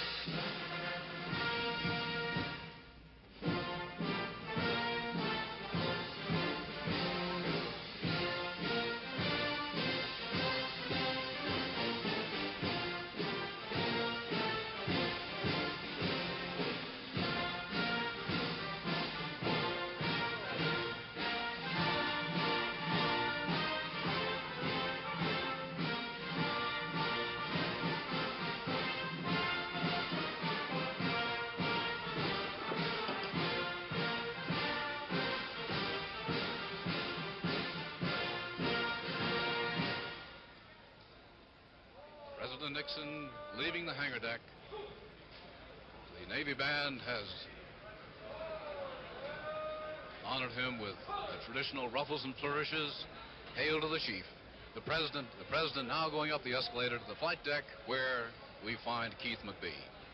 Well, Dallas, I don't think we've seen the president look like that since his own inauguration. In fact, I think he was even more enthusiastic when he was talking to the astronauts in their sealed chamber. He looked like he was about to hug himself. He was so thrilled.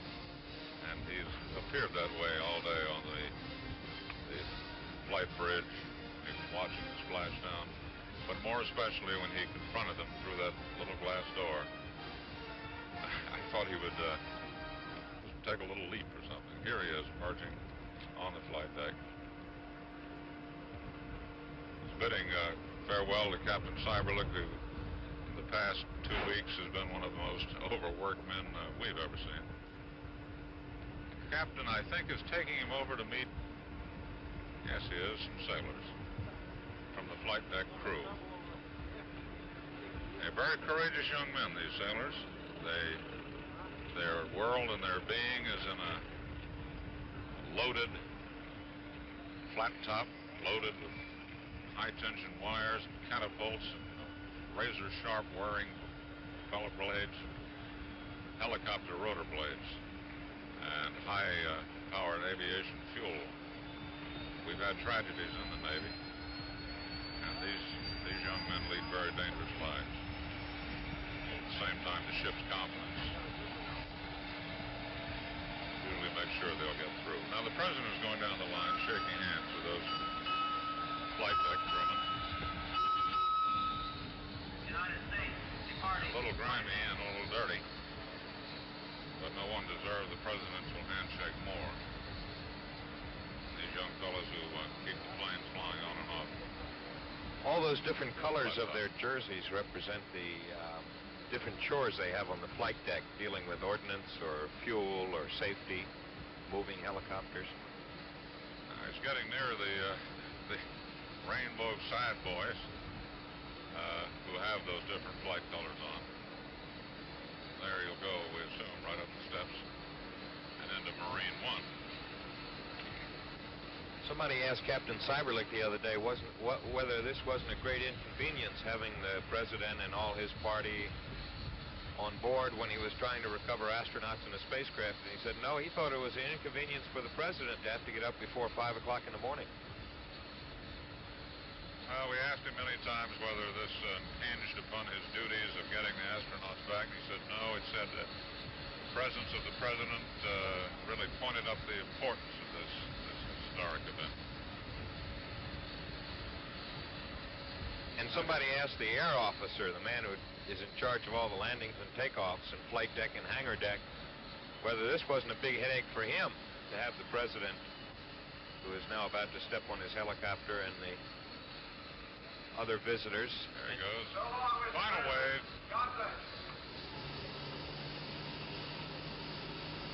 The air officer said, no, this is like a quiet Sunday afternoon compared to the air operations off North Vietnam. Off North Vietnam.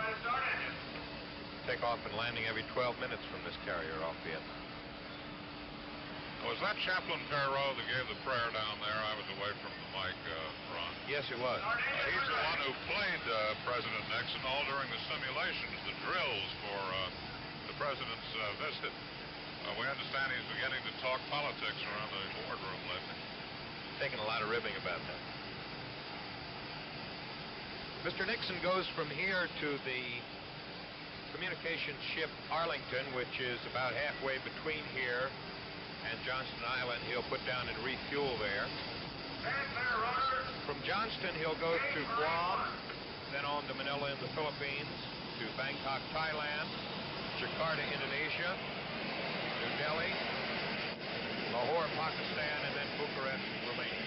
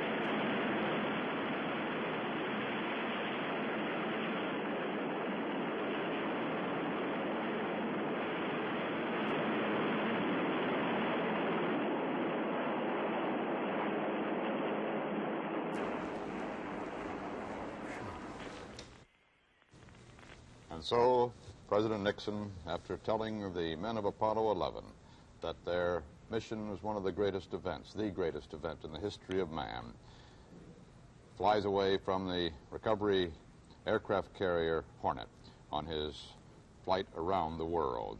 CBS News coverage of the recovery of Apollo 11 will continue in a moment. CBS News color coverage of Man on the Moon, Splashdown and Recovery continues after station identification. This is CBS. This is CBS News color coverage of Man on the Moon. The epic journey of Apollo 11.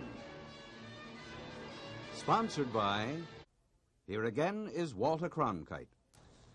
We're waiting for word from Houston that Apollo Commander Neil Armstrong's wife is about to come out of their home there to say a word to a large crowd of neighbors and press. While the President of the United States stood by and we heard a prayer of thanksgiving from the aircraft carrier Hornet, there were similar prayers being offered around this nation in this exultant moment of excitement and self-congratulations to the people of the United States for the success of the mission of Apollo 11, and congratulations, of course, to Armstrong, Aldrin, and Collins and the whole space team.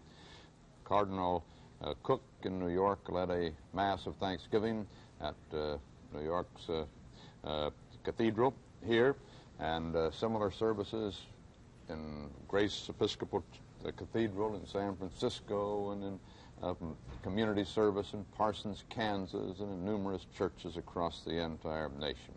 Bells chimed from the churches along Fifth Avenue in San Francisco, firecrackers popped, tossed from the tallest buildings, and ticker tape in the financial district there, a bedlam of noise in San Francisco. In Neil Armstrong's hometown of Wapakoneta, Ohio, the high school band began a parade, and nearly all of the town people followed along through the streets of Wapakoneta. It's a day of great excitement, great joy throughout the United States and presumably throughout the world.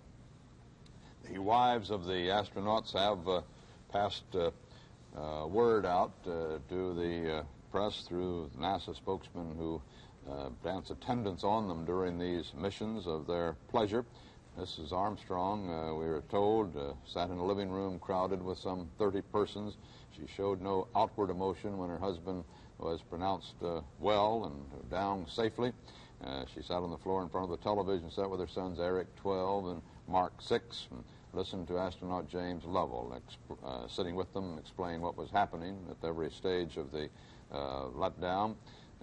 From the announcements that carried over those squawk boxes, those intercom systems from mission control into the homes of the astronauts' wives. Mrs. Pat Collins was said to have been pleased but restrained at the splashdown word, and later she said, "I felt the greatest thrill at the first sighting of the craft. I felt especially thankful for the successful conclusion of this flight." She had 6 astronaut wives with her at their home in Houston at the Manned Space Center, and champagne began flowing just as soon as the splashdown took place.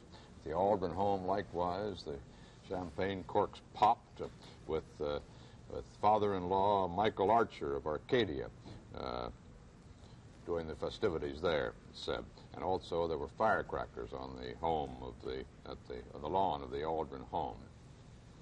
Reaction excited around the world. We heard President Nixon say that there might be promotions in the wind for these fellows, or suggest as much. Actually, the NASA rules up to now, of course, perhaps all rules will be off with the flight to the moon, but the rules up to now have been a promotion after the first flight in space, and each of these fellows has had one flight before, so they're not entitled by the old rules. They might get them anyway. If so, that'll move Air Force Colonel Neil Armstrong up to Brigadier General, and Lieutenant Colonel Aldrin up to Armstrong, of course, is a civilian. Right. It would move Aldrin up to Brigadier General, wouldn't it? And Mike Collins up to Colonel. He's Lieutenant Colonel right now. That was a nice retort they came back with when they talked about the age. That Borman had suggested that they were a little bit younger now than they were when they went off. A matter we'd be glad to have Arthur Clarke explain to us. but they came right back and said they always have been younger than Borman, and that's true. He's a couple of years older than each of them. They're all just about the same age. Actually, Aldrin, by a couple of months, is older. He's at 39, and the other two are at 38 at this given moment. They're wearing those little buttons that obviously the crew of the Hornet had proudly given them, the little yellow buttons saying Hornet +3. The Hornet had taken on 3 extra passengers out there 950 miles southwest of Hawaii. Unusual place to take them aboard. What is this business now, Arthur? We've talked about it before, but let's have it once more as we wait for Mrs. Armstrong to come out there in Houston of... the relativity effect. The relativity effect, so that they're younger than they were when they left last Wednesday. The rate at which time flows is a function of your velocity. So if you're traveling at a very high speed, and you come back to where you started eventually, you will have aged slightly less than the people you left behind. On these sort of journeys next door, it's relatively low speeds, it's about a millionth of a second the difference. But all the astronauts are, in fact, of the order of a millionth of a second younger than they should be. But it isn't going to be important if we start going to the stars at the speeds near that of light. And then it may add up to differences of hundreds of years. And they may come back, of course, as still a young man and find that even the civilization on Earth has passed away. But this sort of thing isn't going to worry us until we start traveling to the stars and at speeds near that of light. There's one problem here, Walter. You do not get younger. You get less old. You don't age as fast. So we can't go back, unfortunately. No, you can't run the clock back. Right. But in principle, you could come back 1,000,000 years from now and be only a few years older than you were when you started, as far as you're concerned.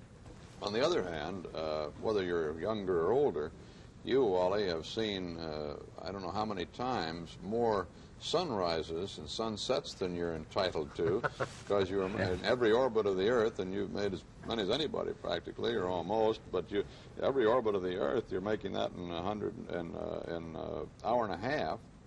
It's about 16 per day, and let's see, after about 12 days, that's quite a few of them, isn't it? Yeah. Just crossing the international date line every 90 minutes. You could wind the calendar back, you know. That's the way to get younger, I suppose. That's the way. We're waiting for Mrs. Armstrong at Houston, waiting for word that she is leaving her house, and television cameras are set up there on the lawn, along with the still cameras from the world's press, waiting to see the wife of the commander of Apollo 11 on this great day when they have returned safely to Earth after the historic mission to the moon. As we reported a little bit earlier, congratulations are flowing in now to Washington again. This is the second time, really. They came the first time upon the landing on the moon, and now with the successful completion of the entire mission again. President Podgorny, the Soviet Union, has sent his congratulations from Moscow. The Russian news agency TASS reports. You know, Wally, as we wait for Mrs. Armstrong, something occurs to me here. I got a very nice wire from General Ed White, Ed White's father, the astronaut who was our first to walk in space and who lost his life in the pad fire of what was to have been the first test flight of the Apollo command module, along with Gus Grissom and Roger Chaffee. You know, we say frequently, and it's almost a cliche, that these men did not die in vain. Well, these fellows really didn't, because they made a major contribution we'll talk about in just a moment. First, here's Mrs. Armstrong. Come forward, Mrs. Armstrong, please. Yes. How are you today? I'm fine. Have all your prayers been answered? Yes. I would like to say to the Presidents of the United States, President Nixon, President Johnson, President Kennedy, to all of NASA, to all of the contractors that have helped to make this flight successful, to the astronaut crew, to the men, the 3 men who made this historic flight, and to all the peoples of the world, we thank you for everything, your prayers, your thoughts,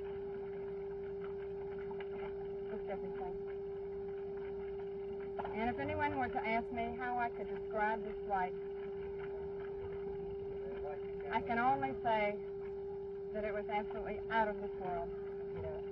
Ricky, can you tell us how you feel about your dad? proud of him, I guess. And I think what he's done is pretty good. Mr. Armstrong, did you have any sort of good luck charm that you might be able to tell us about now? Can you tell us now what your husband took to the moon for you? Can you tell us whether he left it on the moon? No. Can you tell us what the president said in his telephone call to you? He told me that he would be glad to give them our greetings. Are you looking forward to the ceremonies on the 13th? Oh, I think they will be very outstanding for us. Do you think now that it's time for your husband to quit the space program, or do you want him to keep on going? Another moon flight? I don't care what he does. No, I have not.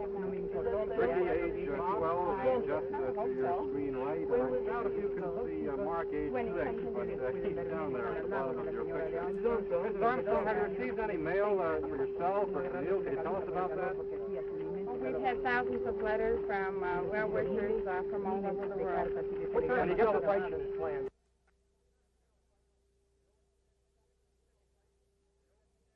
Pacific plan. Did you open champagne yet? You broke it out? Champagne? Yes, sir. When you get to see Buzz and Mike, what are you going to say to them, Mrs. Armstrong? Oh, I think that's private. Did it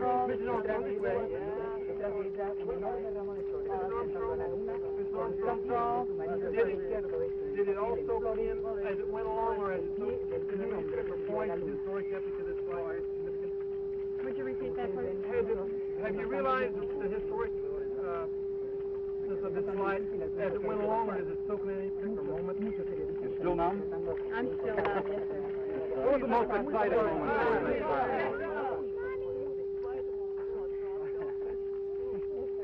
Mrs. Armstrong, I would like you to have this Society of Symbiotic Orchids from the Society of American Florists with love and gratitude from the 50 states. Also have representing red, the white, moon and a white footpin on there. Like a white boys near School Age. And we also have a presentation in gratitude for your husband. If you will receive this. Well, it's nice that Mrs. Armstrong could get flowers. I guess there'll always be a public relations man, won't there? But it's a very kind thought, obviously expresses the wishes of all of us. If we could all send flowers to Mrs. Armstrong, we all probably like to, but she'd be buried in them there in Houston. We had the thought a moment ago about Gus Grissom and Ed White and Roger Chaffee, that they did not die in vain because, quite clearly, Wally and Arthur, the program was in trouble when, and it proved that the program was in trouble by that very tragic accident, and the investigation of that accident that Frank Borman led to refinements in the program, considerable refinement in the program that really has given us this almost perfect record now since your first flight on Apollo 7, the flight that Gus was to have made, and leading up to this magnificent climax today.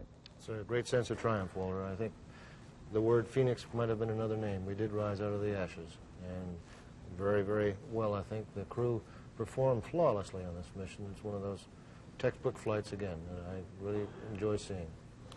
So Gus and Roger and Ed certainly did not die in vain. CBS News coverage of the recovery of Apollo 11 will continue in a moment. Well, man's dream and a nation's pledge have now been fulfilled. The lunar age has begun. And with it, mankind's march outward into that endless sky, from this small planet circling an insignificant star in a minor solar system on the fringe of a seemingly infinite universe. The path ahead will be long, it's going to be arduous, it's going to be pretty doggone costly. We may hope that we should not believe in the excitement of today that the next trip or the ones to follow are going to be particularly easy. But we have begun with a small step for man, a giant leap for mankind, in Armstrong's unforgettable words. In these 8 days of the Apollo 11 mission, the world was witness to not only the triumph of technology, but to the strength of man's resolve and the persistence of his imagination. Through all time, the moon has endured out there, pale and distant, determining the tides, a tugging of the heart, a symbol, a beacon, a goal. Now man has prevailed. He's landed on the surface of the moon. He's stabbed into its crust. He's stolen some of its soil to bring back in a tiny treasure ship to perhaps unlock some of its secrets. The date's now indelible. It's going to be remembered as long as man survives. July 20th, 1969, the day man reached and walked on the moon. The least of us is improved by the things done by the best of us, because if we are not able to land, at least we are able to follow. Armstrong, Aldrin, and Collins are the best of us, and they've led us further and higher than we ever imagined we were likely to go. Now speaking for Arthur Clark and Wally Schirra and all of the staff at CBS News Space Headquarters, this is Walter Cronkite. Good day.